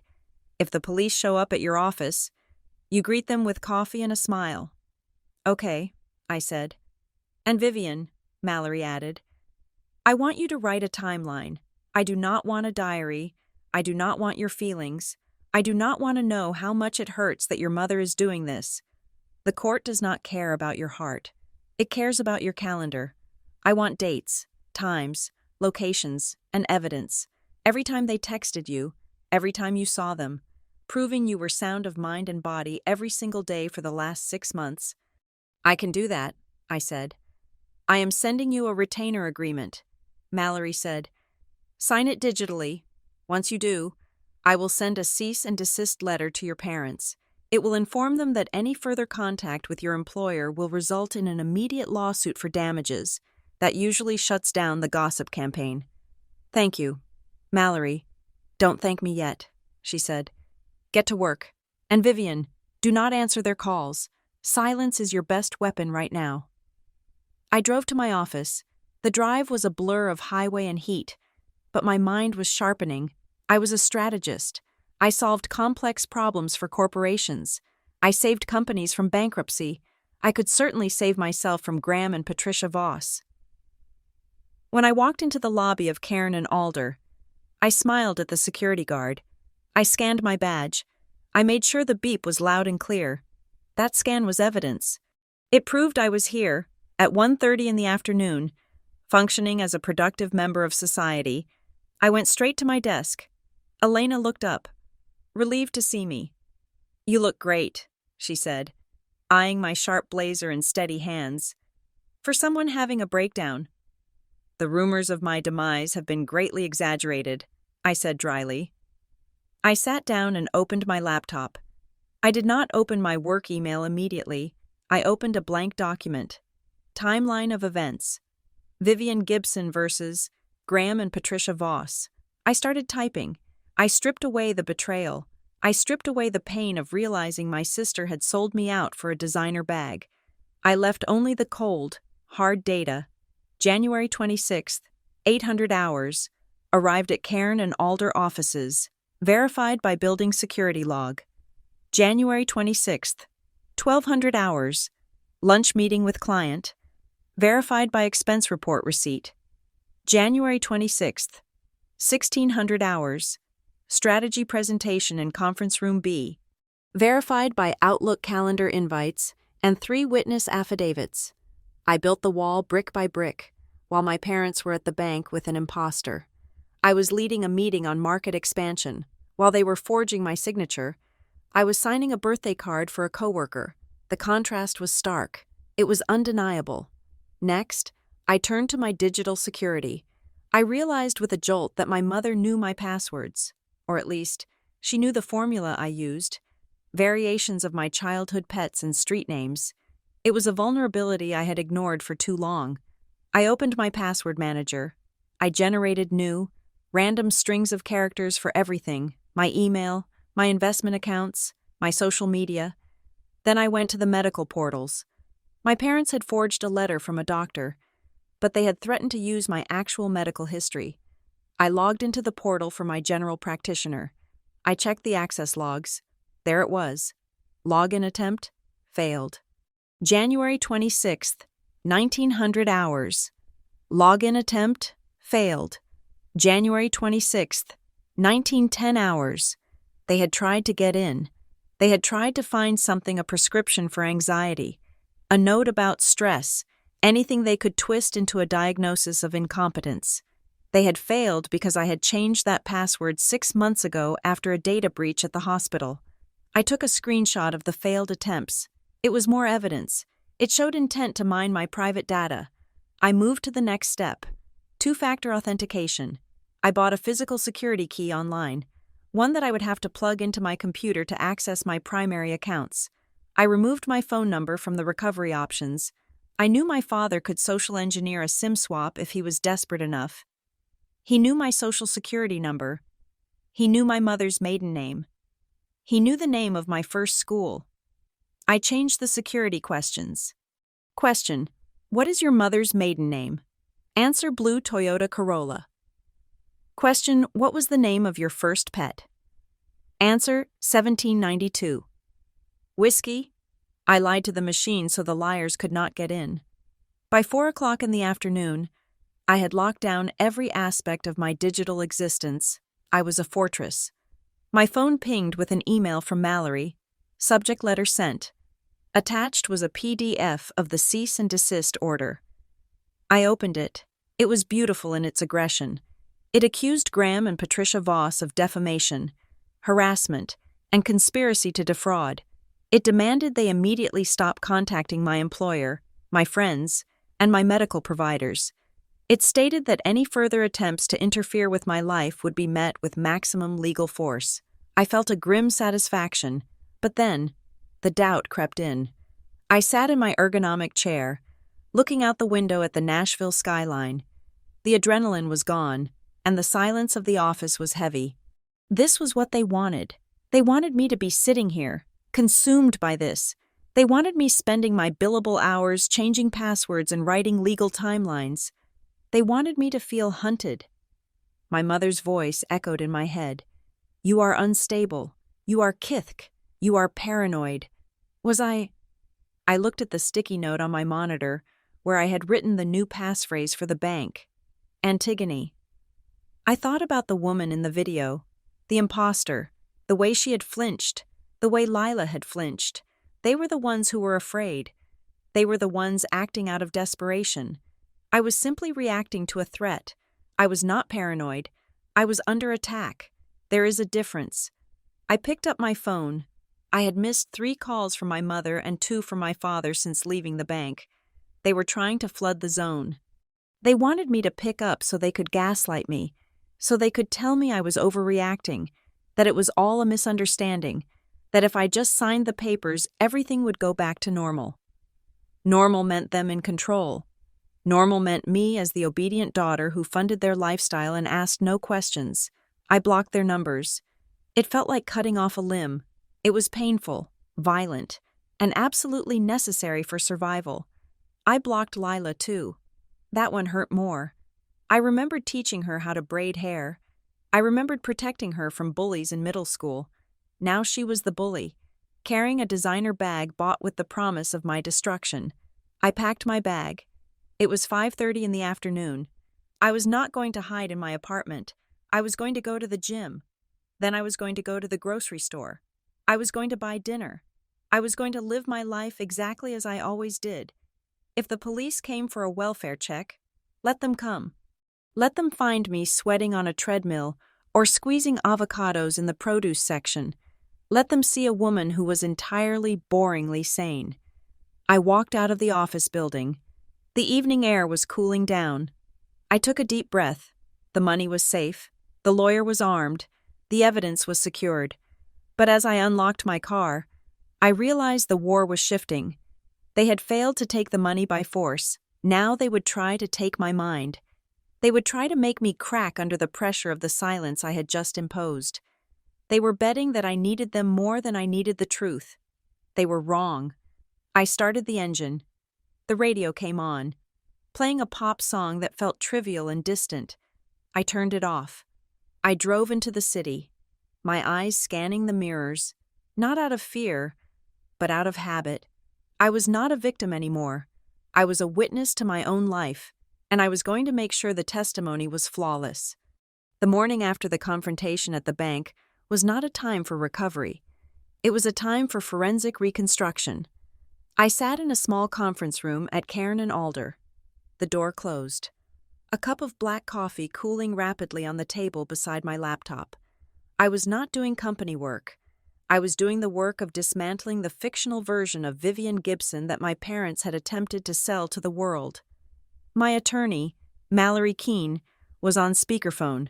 She did not waste time with pleasantries. To Mallory, a crisis was just a puzzle with higher stakes. I have pulled the registration data on the notary who stamped that power of attorney, Mallory said. Her voice was crisp, cutting through the static of the connection. Her name is Linda Halloway. Does that name ring a bell? No, I said. I have never met a Linda Halloway. My parents usually use the old man at the UPS store near their house. Well, Linda is interesting, Mallory said. I ran her commission number through the state database. She is active, but she has 3 flagged complaints in the last 18 months. Do you know what the complaints are for? Let me guess, I said, staring at the scanned copy of the forged document on my screen. Improper identification. Remote notarization violations, Mallory corrected. She has a reputation for stamping documents without the principal signer being in the room. Provided the fee is high enough, it is the lazy man's way to bypass the law. Your parents did not just find a notary, they found a dirty one. They likely paid her extra to look the other way while that woman in the mask signed your name. Can we prove it? I asked. We do not have to prove she took a bribe. Mallory said. We just have to prove she broke protocol. I am sending an investigator to her office today to ask for her logbook. Every notary is required by Tennessee law to keep a journal of every signature. If your name is in there, we will see if she recorded a thumbprint. If she did, and it is not yours, she loses her license. If she didn't record one, she violated the statute. Either way, the power of attorney dies. I made a note on my legal pad. Target Linda Halloway. Now, let us look at the medical letter, Mallory continued. The one from the elusive doctor, Aris Thorne. I switched tabs on my computer. I had the letter open. It still looked menacing, the heavy black font declaring my incompetence. I called the number listed on the letterhead, I said. I used a burner app so my number wouldn't show up. It went straight to a generic voicemail. No doctor, Thorne's office greeting, just a robotic voice reading the phone number. That is because it is a virtual line, Mallory said. I ran the physical address listed at the bottom of the page. It is not a medical building. Vivian, it is a shared workspace in a strip mall off the highway. It is the kind of place where you rent a mailbox and a desk for an hour. So the doctor is a ghost, I said. The doctor is a template, Mallory said. I had my paralegal look at the formatting of the letter, the layout, the font choices, the way the logo is centered. It matches a downloadable template found on a dozen different legal form websites. It is a fill-in-the-blank capacity letter. Your parents, or whoever is helping them, downloaded a shell, typed in a fake name, and printed it out. Helping them, I repeated. The phrase stuck in my throat. Yes, Mallory said. That is the part that bothers me. Graham and Patricia are persistent, but this level of document fabrication requires a certain kind of criminal literacy. Finding a dirty notary, setting up a virtual office address for a fake doctor, using a specific template that bypasses basic visual checks. This feels coached. Just then, my other line blinked. It was Simone Hart from the bank. Mallory, hold on, I said. I have the branch manager on the other line. Merge the calls, Mallory ordered. I want to hear this. I tapped the button on the console. Simone, you are on with me and my attorney, Mallory Keene. Ms. Keene, Simone said, her voice tight. I have an update from our internal compliance review, and it is not something I enjoy admitting. Go ahead, I said. My stomach tightened. I knew the tone of a manager who had found rot in her own house. We were trying to figure out how the power of attorney was processed so quickly, Simone said. Usually, a document like that triggers a 24-hour review period by our legal department before any privileges are granted. But in your case, the access was granted in under 90 minutes. How, I asked. We found an override code, Simone said. One of our platform bankers, a senior associate named Kevin Riles, manually flagged the document as verified urgent. That bypassed the central legal queue and allowed the system to accept the new agent immediately. Kevin Riles, I said. I don't know him. He was the one sitting at the desk when your parents came in, Simone said. He is the one who took the paper from the woman in the mask. He is the one who checked the ID. And he didn't notice the ID was a photocopy, Mallory asked sharply. He claims he didn't in his notes, Simone said. But here's the kicker. Kevin Riles called in sick today. He sent a text at 6 a.m. saying he had a family emergency and would not be in for the rest of the week. He is running, I said. Or he is hiding, Simone said. We pulled his access logs. He viewed your account profile 3 times in the week leading up to the fraud. He was scouting the balance. He knew exactly how much was in the trust. He knew when the interest posted. Did my parents pay him? I asked. We are looking into his accounts now, Simone said. If there is a cash deposit or a transfer from an external source, we will find it. But right now, it looks like your parents didn't just walk into a random bank. They walked to a specific desk. I leaned back in my chair. The scale of it was expanding. It wasn't just a family betrayal anymore. It was a conspiracy. They had a corrupt notary. They had a fake doctor. They had an inside man at the bank. There is one more thing, Simone said. The digital upload trail. We found the email address that sent the supplemental documents to Kevin's inbox. It wasn't your father's email, and it wasn't the Leela Voss email we found yesterday. What was it? I asked. It was a Proton Mail account, Simone said. Encrypted, secure_consult_01@protonmail.com. That sounds professional, Mallory noted. We ran a cross-reference on that email against our entire banking database, Simone said. It has only appeared one other time in our system. 6 months ago, it was used as the contact email for a rapid checking account opening that was closed 30 days later for suspicious activity involving bad checks. So, my parents are working with a professional scammer, I said. The realization was cold and heavy. Someone who teaches people how to drain accounts. It is a cottage industry, Mallory said. There are consultants who specialize in asset recovery for families. They sell the templates.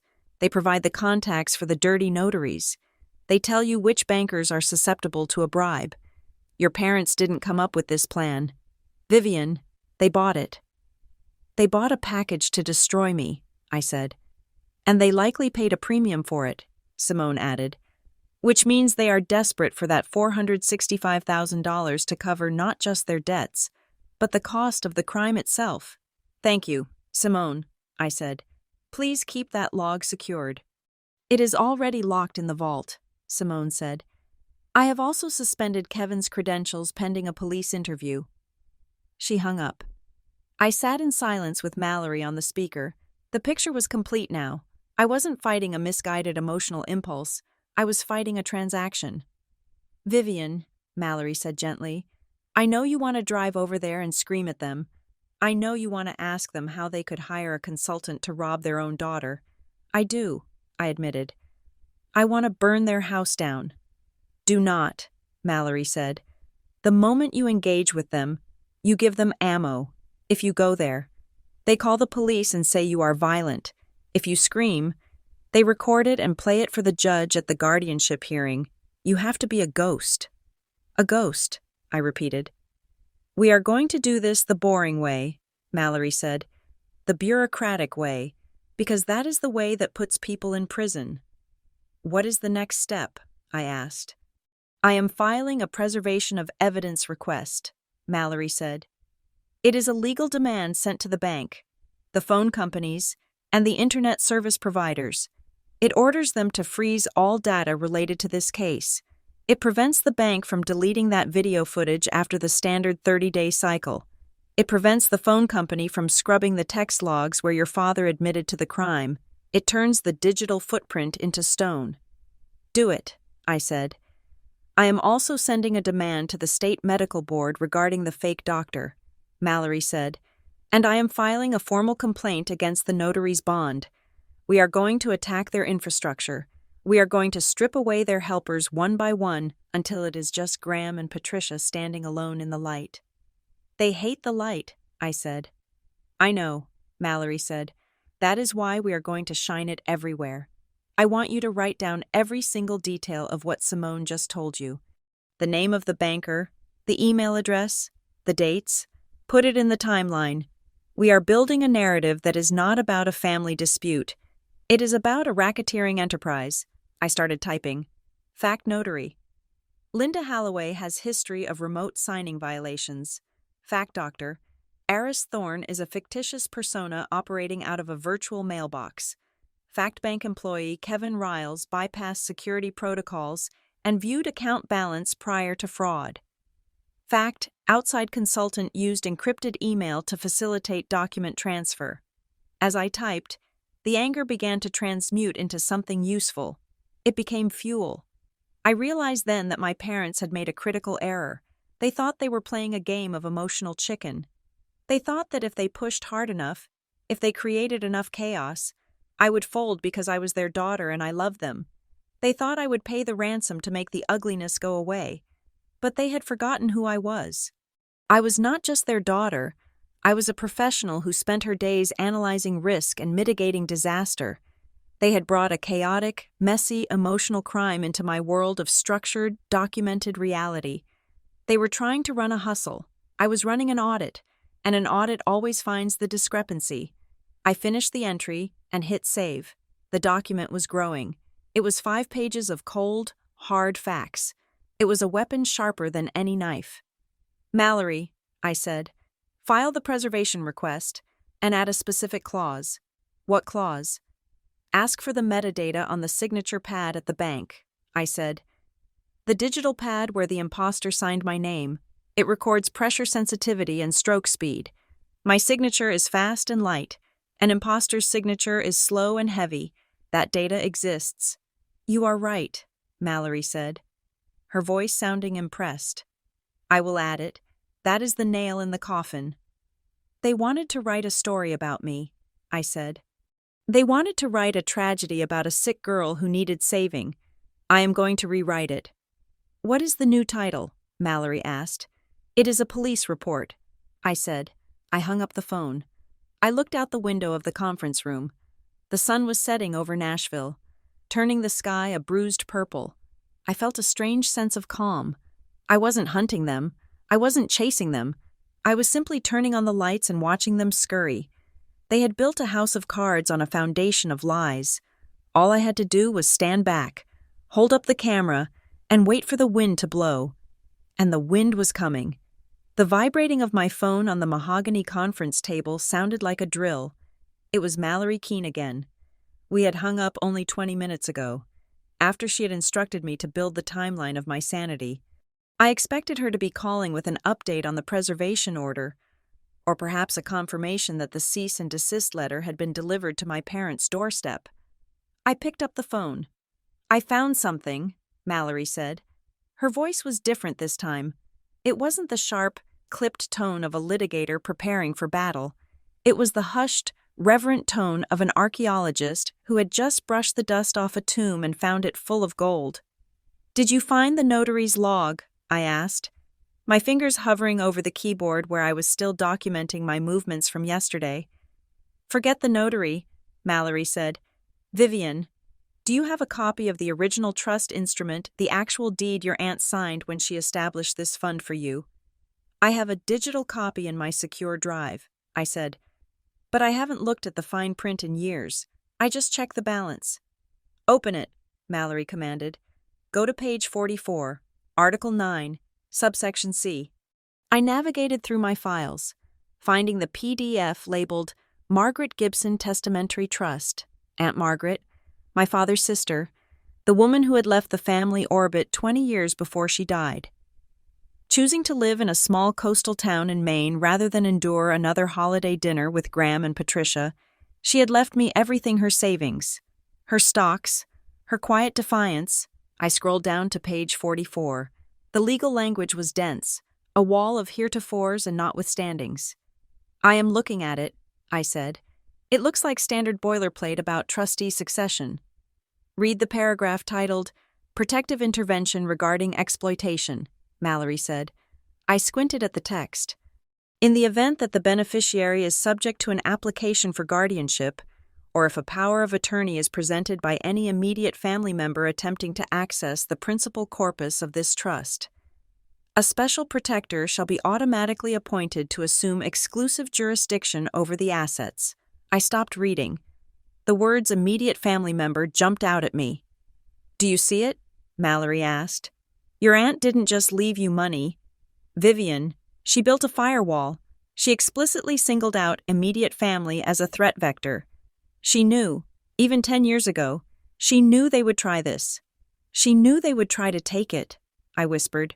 She always told me to keep my finances separate. I thought she was just being eccentric. It is not eccentricity, Mallory said. It is a legal bear trap, and your parents just stepped right into it. By presenting that forged power of attorney and filing for emergency guardianship, they didn't just commit fraud. They triggered a clause that strips them of any potential standing. But that is not even the best part. What is the best part? The special protector, Mallory said. The document names a specific individual, a lawyer named Gideon Shaw. Have you ever met him? No, I said. The name means nothing to me. Well, he is on the line, Mallory said. I tracked him down 5 minutes ago. He is in Chicago. I am patching him in. There was a click, a brief burst of static, and then a new voice filled the room. It was deep, gravelly, and sounded like it had been cured in tobacco smoke and expensive whiskey. Ms. Gibson, the voice said. This is Gideon Shaw. I have been waiting for this call for 12 years. Mr. Shaw, I stammered, caught off guard. I didn't know you existed. That was by design, Gideon said. Margaret wanted me to remain a sleeper agent, so to speak. She felt that if your parents knew there was an overseer, they would try to charm me or bribe me before they made their move. She wanted them to think the door was unguarded. They tried to break in yesterday, I said. They tried to wire out $465,000. I know, Gideon said. Mallory briefed me, and because they did that, my authority is now active. I am no longer a dormant name on a page. I am the legal owner of the decision-making process for your trust. What does that mean for the freeze? I asked. The bank has everything locked down. The bank is playing by retail rules, Gideon said dismissively. I am going to move this to institutional rules. I am looking at the trust deed right now. Clause 9. C gives me the power to unilaterally restructure the asset holding. I'm going to call your branch manager, Ms. Hart, and instruct her to escalate this file to the Global Trust Services Protection Unit. We are taking it out of the local branch entirely. Why? I asked. Because local branches can be bullied, Gideon said. Graham Voss can yell at a branch manager. He can fake a heart attack in a lobby. But Global Trust Services is a faceless department in New York that answers only to federal regulators. Your father can scream at them all he wants. They won't even hear him. There is something else, Gideon continued, the rustling of papers audible in the background. Margaret was a very cynical woman, Ms. Gibson, and I say that with the utmost respect. She didn't trust the banking technology of the future. She feared that passwords could be stolen or hacked, so she created a shadow account. A shadow account? I asked. I have never seen it on my statement. You weren't supposed to, Gideon said. It is a dormant subledger. It is designed to activate only when a duress event is registered. The attempt to use a power of attorney by a family member is defined as a duress event. I felt a chill run down my spine.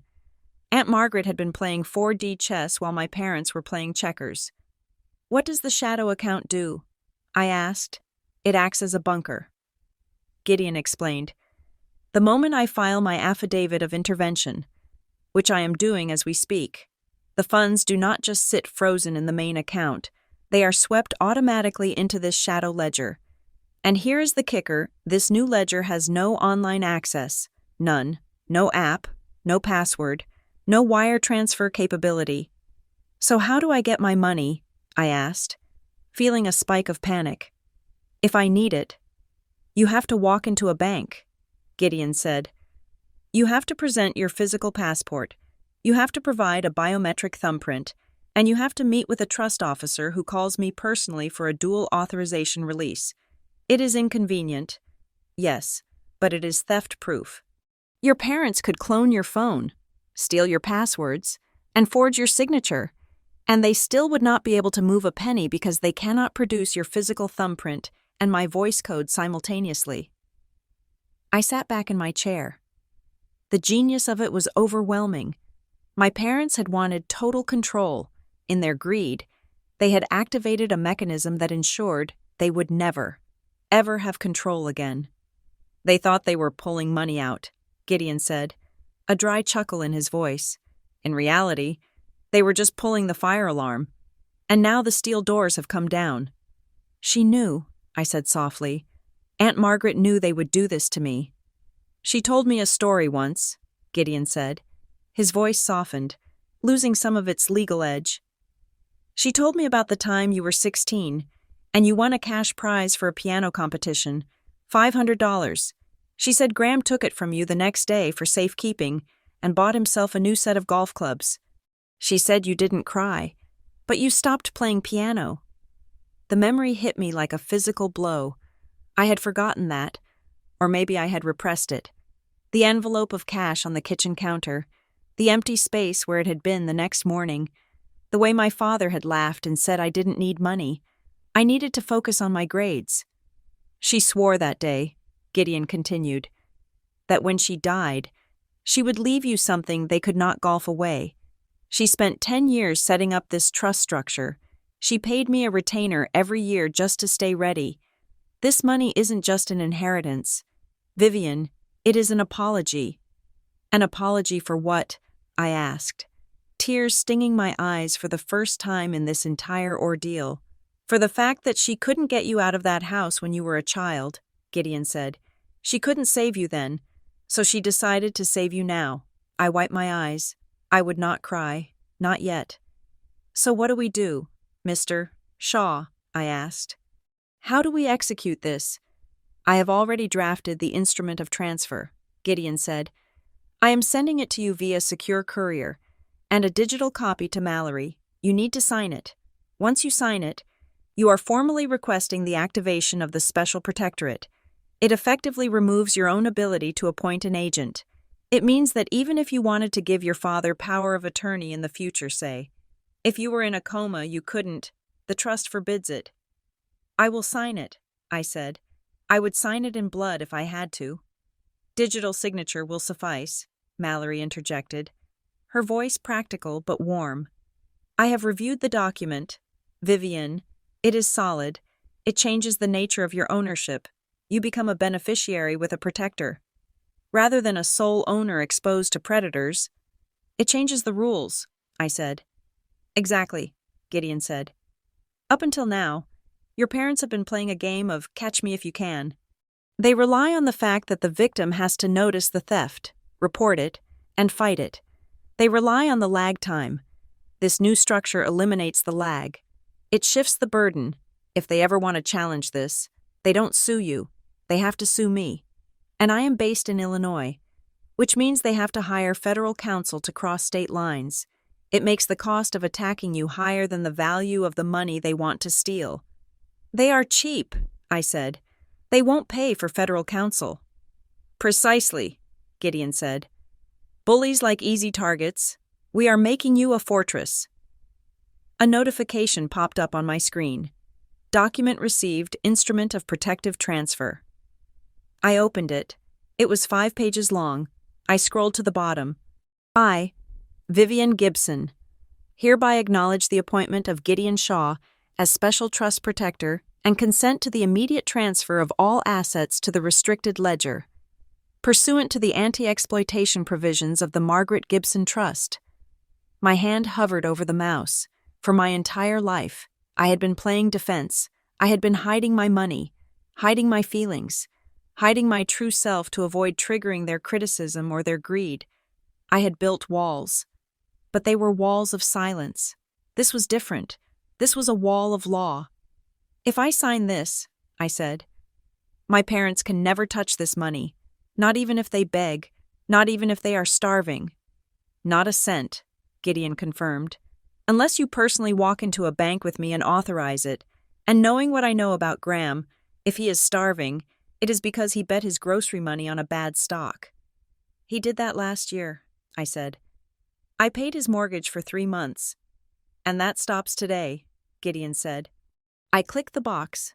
Sign here. I typed my name, Vivian Gibson. I hit submit. The screen flashed green. Document executed. It is done, Mallory said. I am filing this with the court and the bank immediately. And I am calling Ms. Hart at the branch, Gideon said. I am going to enjoy telling her that she is relieved of duty and that the global team is taking over. It will make her day easier, and your parents' day infinitely worse. Mr. Shaw, I said. Gideon, thank you. Don't thank me, Gideon said. Thank Margaret. She was a hell of a woman.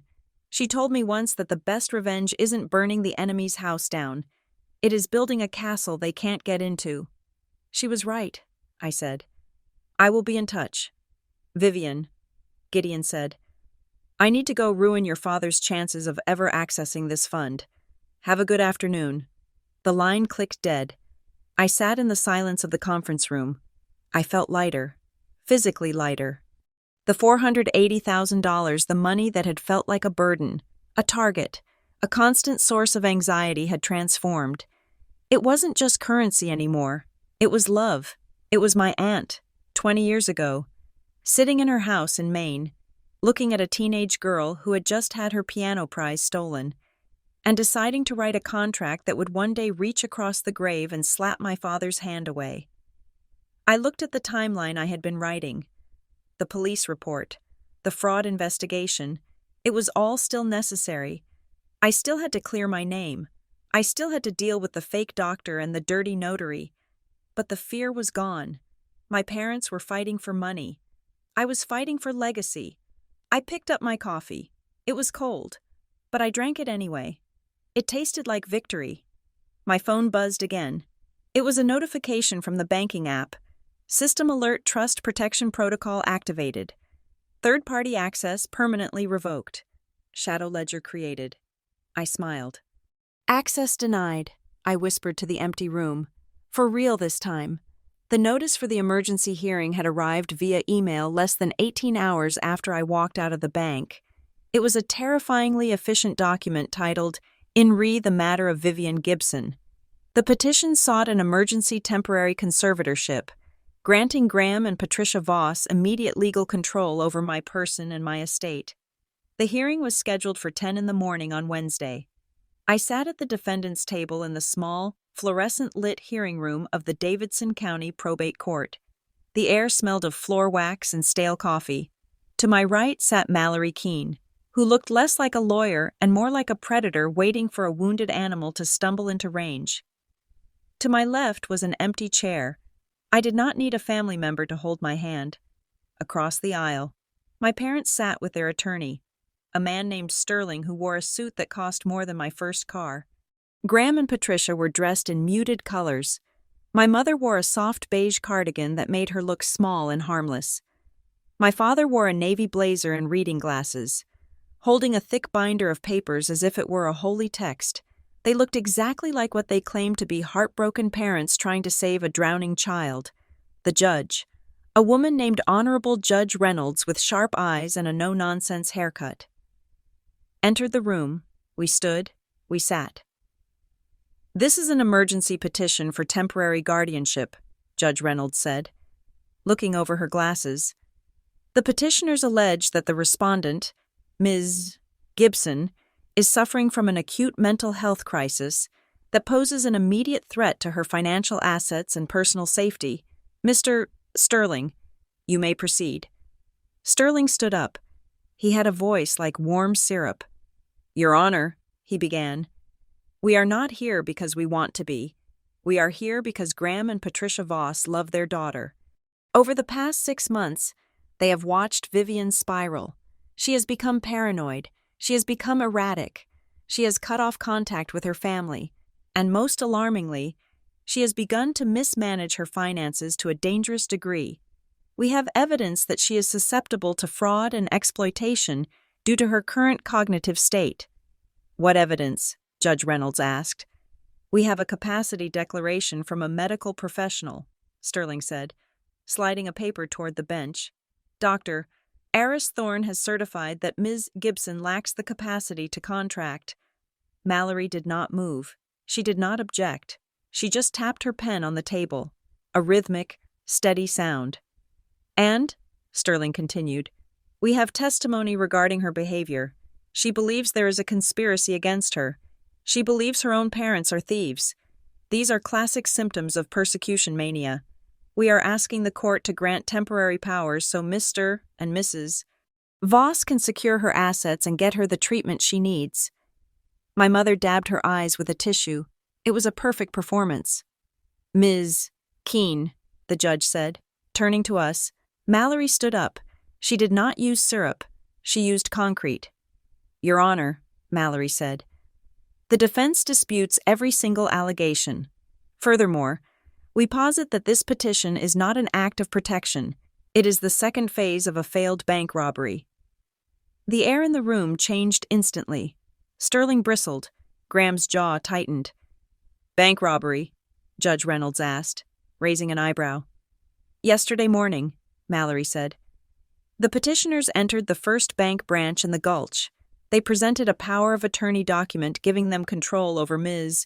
Gibson's trust fund. Using that document, they attempted to wire $465,000 to an account they control. The bank stopped the transfer due to suspicion of fraud. Objection, Sterling said. Characterizing a family dispute as robbery is inflammatory. It is not inflammatory, Mallory said, pulling a document from her briefcase. It is a matter of record. This is the Nashville Metropolitan Police Report, filed yesterday. Case number 4922 Alpha 7. The charge is fraud, forgery, and identity theft. She handed the report to the bailiff, who passed it to the judge. And regarding the medical evidence, Mallory continued, the petitioners submitted a letter from Dr. Eris Thorne. We have an affidavit here from the Tennessee Medical Board confirming that no such doctor is licensed to practice in this state. Furthermore, we have a sworn statement from the bank's compliance officer regarding the provenance of that letter. Mallory picked up a piece of paper. It was the scan of the fake medical letter. Your Honor, Mallory said, please look at the top margin of the exhibit, the fax header. Judge Reynolds squinted at the paper. Sent from P. Voss Home Office. Patricia Voss faxed a letter claiming to be from a doctor's office, Mallory said. From her own house. This is not a medical diagnosis. Your Honor, this is a homemade prop. My mother went very still. She stopped dabbing her eyes. She looked at the table. Mr. Sterling, Judge Reynolds said, her voice dropping a few degrees. Do you have an explanation for why your client's fax machine is located in a doctor's office? I am not aware of the technical details of the transmission, Sterling stammered. He looked at Graham, who was staring straight ahead, refusing to make eye contact. We also have the issue of the power of attorney, Mallory said, pressing the advantage. The petitioners claim Ms. Gibson signed it. However, we have security footage from the bank. Mallory nodded to the bailiff, who clicked a remote. A large monitor on the wall flickered to life. The video played. It showed the lobby. It showed the woman in the mask. It showed the signature. This footage was taken at 4:12 in the afternoon yesterday, Mallory narrated. The woman signing the document has a tattoo on her right wrist. Mallory gestured to me. I stood up and rolled up my sleeve. I showed my bare wrist to the judge. Ms. Gibson has no ink, Mallory said. The woman in the video is an imposter. An imposter brought to the bank by the petitioners. This is absurd, Graham blurted out, standing up. That is my daughter in the video. She is covering it up with makeup. She is trying to frame us. Sit down, Mr.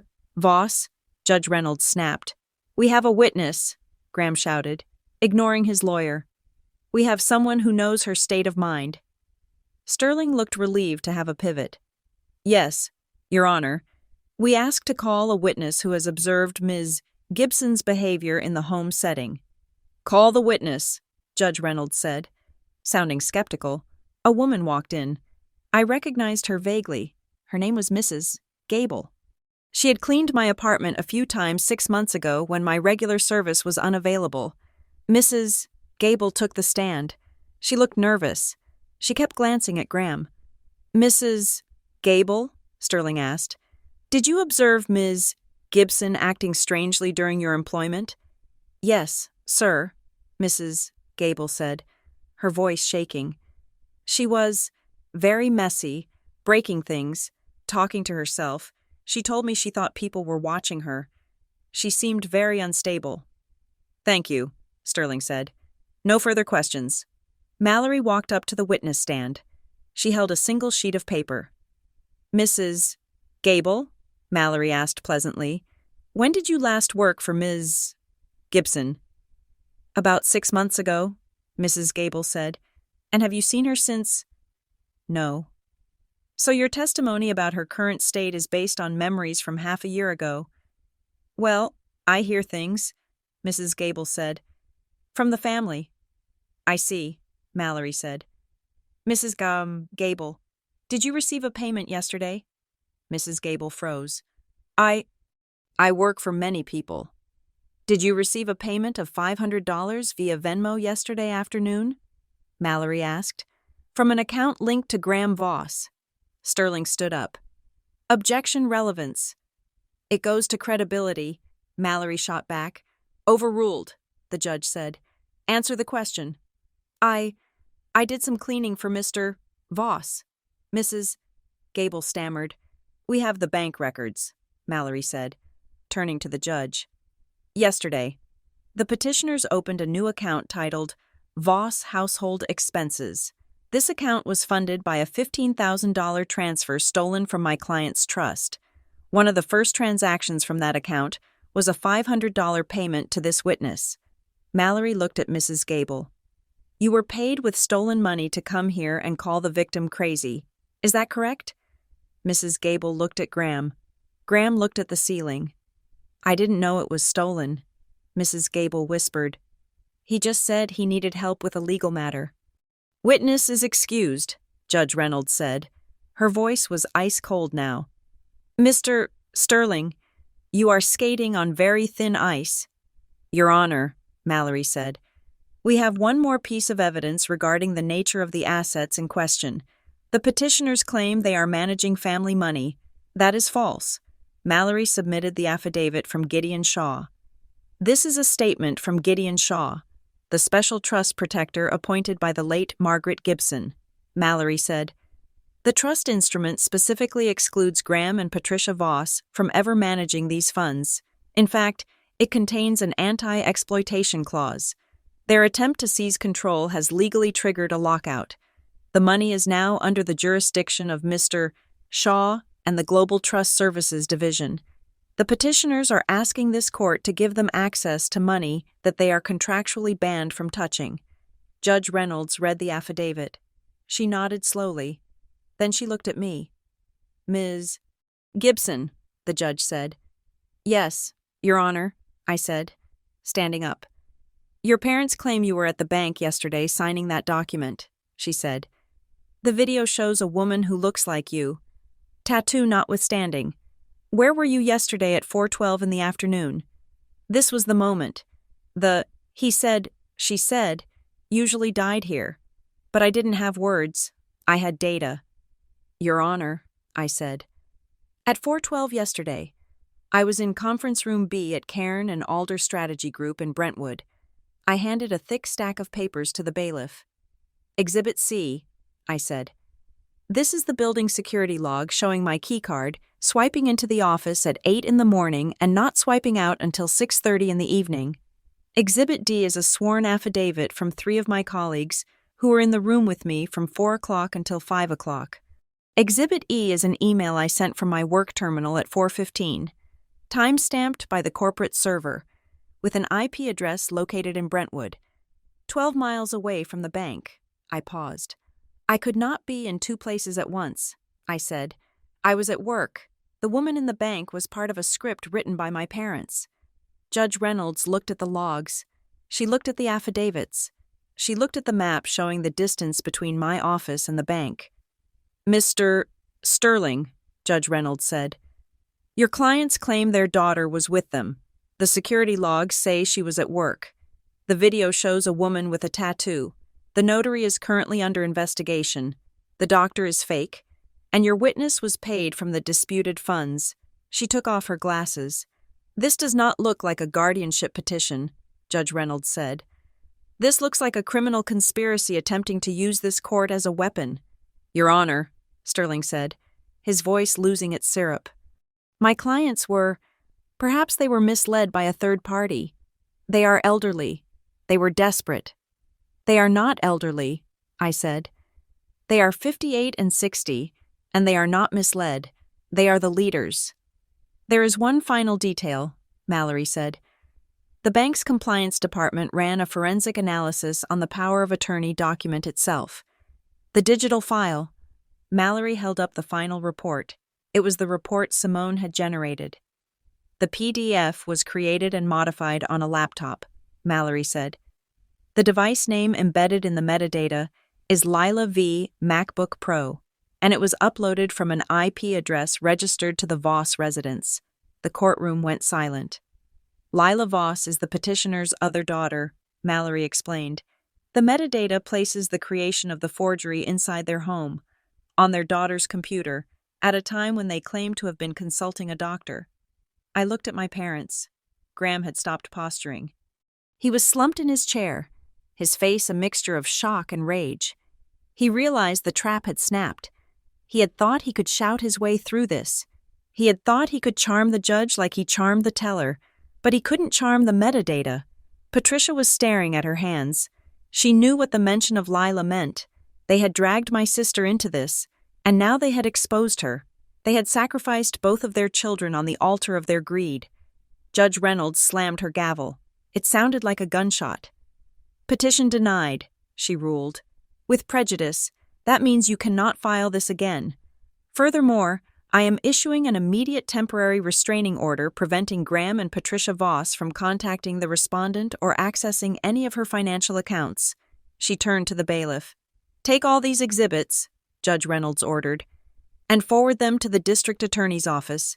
There is probable cause here for perjury and fraud. Your Honor, Sterling protested. Sit down, counselor. Judge Reynolds barked. Or I will hold you in contempt. She looked at me. Her eyes were softer now, but still fierce. Ms. Gibson, she said, you are free to go, and I suggest you keep that lawyer close. Thank you, Your Honor, I said. I gathered my papers. I did not look at my parents. I heard Graham trying to whisper something to Sterling, something frantic and angry. But Sterling was packing his briefcase, ignoring him. The lawyer knew a sinking ship when he saw one. Mallory put a hand on my shoulder. We did it. The wall held. The wall held, I repeated. We walked toward the exit. As we passed the petitioner's table, my father looked up. His face was red, his eyes bulging. You ungrateful, he started to hiss. Mallory turned on her heel. She didn't yell. She didn't make a scene. She just leaned down and whispered 3 words. Perjury, prison, silence. Graham closed his mouth. We walked out of the courtroom into the hallway. The air felt cleaner here. The fluorescent lights buzzed, but it sounded like applause. I checked my phone. There was a message from Simone at the bank. Update the clawback on the $15,000 was successful. The Voss household expenses account is now negative, and we have ID'd the device used to access the account online. It matches the one used to create the PDF. Lila, I said to Mallory. It was all Lila. She didn't just type it. She ran the tech. And now she is in the chain of evidence, Mallory said. They are going to turn on each other. Vivian, when the DA starts asking questions, your parents will blame Lila, and Lila will blame them. It is going to be a feeding frenzy. Good, I said. Let them eat each other. I looked back at the closed doors of the courtroom. The script was torn. The actors had forgotten their lines. And the producer, Aunt Margaret, had just received a standing ovation from beyond the grave. The sound of the gavel striking the wooden block was not loud, but it possessed a finality that rang in my ears longer than any scream. Judge Reynolds had not just denied the petition for guardianship, she had dismantled the entire fictional universe my parents had built around me. I stood in the hallway of the courthouse, holding the certified copy of the judgment. The paper was still warm from the printer. It was a heavy, dense document, and every paragraph was a brick in the wall I had just constructed between myself and the people who raised me. The judgment was explicit. It stated clearly that the court found the efforts of Graham and Patricia Voss to be coercive, lacking in factual basis, and seemingly motivated by a desire to seize assets rather than provide care. The judge had gone a step further, noting that the capacity letter submitted as evidence appeared to be a fabrication, a detail she had bolded in the final order. Mallory Keene stood beside me, reading the text over my shoulder. She gave us the restraining order, Mallory said, pointing to the bottom of page 3. Full protection, no contact, no proximity, and specifically, no interference with financial institutions. If they walk into a bank and say your name, they are in violation of a court order. If they text you, they go to jail. If they show up at your office, they go to jail. It is over, I said. The words felt strange in my mouth. The civil part is over, Mallory corrected. The criminal part is just beginning. We watched as my parents exited the courtroom. They were not looking at me. They were looking at the floor, walking quickly, trying to outpace the shame. Sterling, their lawyer, had already vanished, likely rushing back to his office to draft a withdrawal letter so he would not be dragged down with them. Graham looked smaller than I had ever seen him. The bluster was gone. The arrogance that usually held him upright like a steel spine had dissolved, leaving behind just a greedy, frightened man in a suit he could no longer afford. They are going to go home, I said, and they are going to try to move the money they already took. The $15,000. No, a voice said from behind us. It was Simone Hart. She had stayed for the ruling, standing in the back of the courtroom like a sentinel. I just got off the phone with our fraud department, Simone said. We executed the clawback protocols 20 minutes ago, the moment the judge verified the fraud on the record. We hit the button, and, I asked, the $15,000 has been reversed, Simone said. We pulled it right out of the Voss household expenses account, and because we flagged the account as a vehicle for theft, we closed it, permanently. So the account is at zero, I asked. It is worse than zero, Simone said with a grim smile. We charged them the wire reversal fees and the administrative closure penalties. The account closed with a negative balance, which we will send to collections. They did not just lose the stolen money. Vivian, they lost their banking standing. No major bank will open an account for them now. They are blacklisted. I thought about the grocery run my mother was likely planning for later today. She would put her card in the reader. It would decline. She would try another card. It would decline. She would realize that the financial system, which she had tried to manipulate, had turned around and bitten her hand off. There is more, Simone said. The police just requested the full chain of custody for the digital files. The metadata, I said. Everything, Simone confirmed. The logs from the iPad where the imposter signed, the IP address of the upload, and the surveillance footage of your sister? Lila, I said. They picked her up for questioning an hour ago, Mallory said, checking her phone. My contact at the station just texted me. Apparently, when the police showed up at her apartment, she tried to show them a video she made on her phone about how the bank was harassing her family. She thought it would vindicate her. Let me guess, I said. It backfired. The video placed her at the scene, Mallory said. And when they confiscated the phone, the location data matched the creation of the forged power of attorney. She literally filmed her own obstruction of justice. She is not going to be charged as a bystander. Vivian, she is being looked at as a co-conspirator in wire fraud. I felt a pang of sadness, sharp and brief. Lila had been my little sister. I had taught her how to tie her shoes. I had helped her with her homework, but she had made a choice. She had chosen the easy money over the hard truth. She had chosen the parents who used her over the sister who would have protected her. She wanted a cut, I said. She probably thought Graham would give her $10,000 for a new wardrobe. Now she's going to need that money for a criminal defense attorney, Mallory said. And since her parents just lost their liquidity, I doubt they can help her. We walked out of the courthouse into the bright afternoon sun. The city looked different. It looked sharper, clearer. For the first time in days, I did not feel like I was being hunted. I felt like the hunter who had just cleared the forest. My phone pinged. It was an email from Gideon Shaw. Subject trust restructuring complete.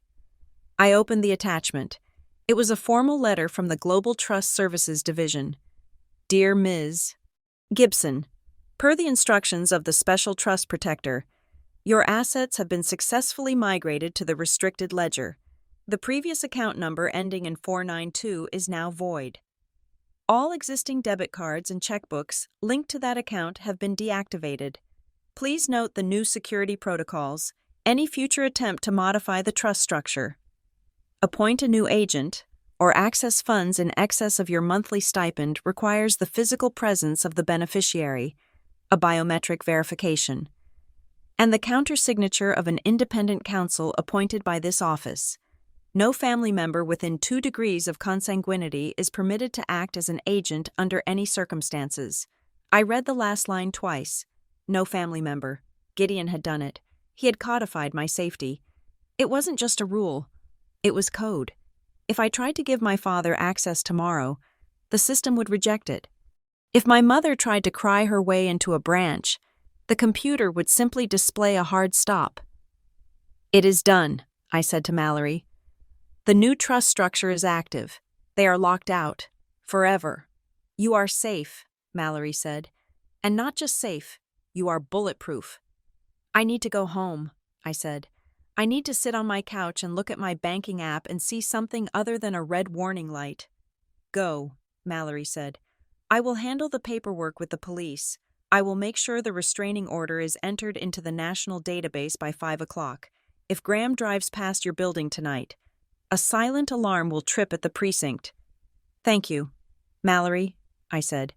You didn't just save my money, you saved my sanity. That is what I do, she said. Now go. Be boring. Live your life. I drove home in silence. I did not play the radio.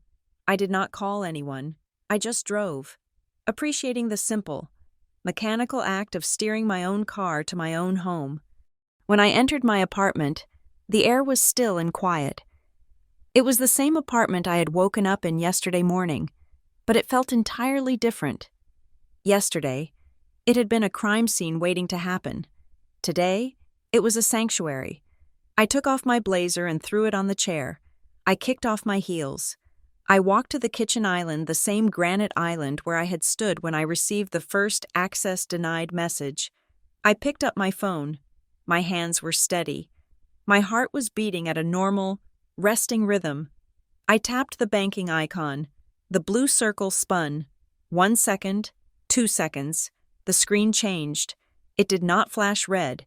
It did not demand I contact an administrator. It opened to a dashboard I had never seen before.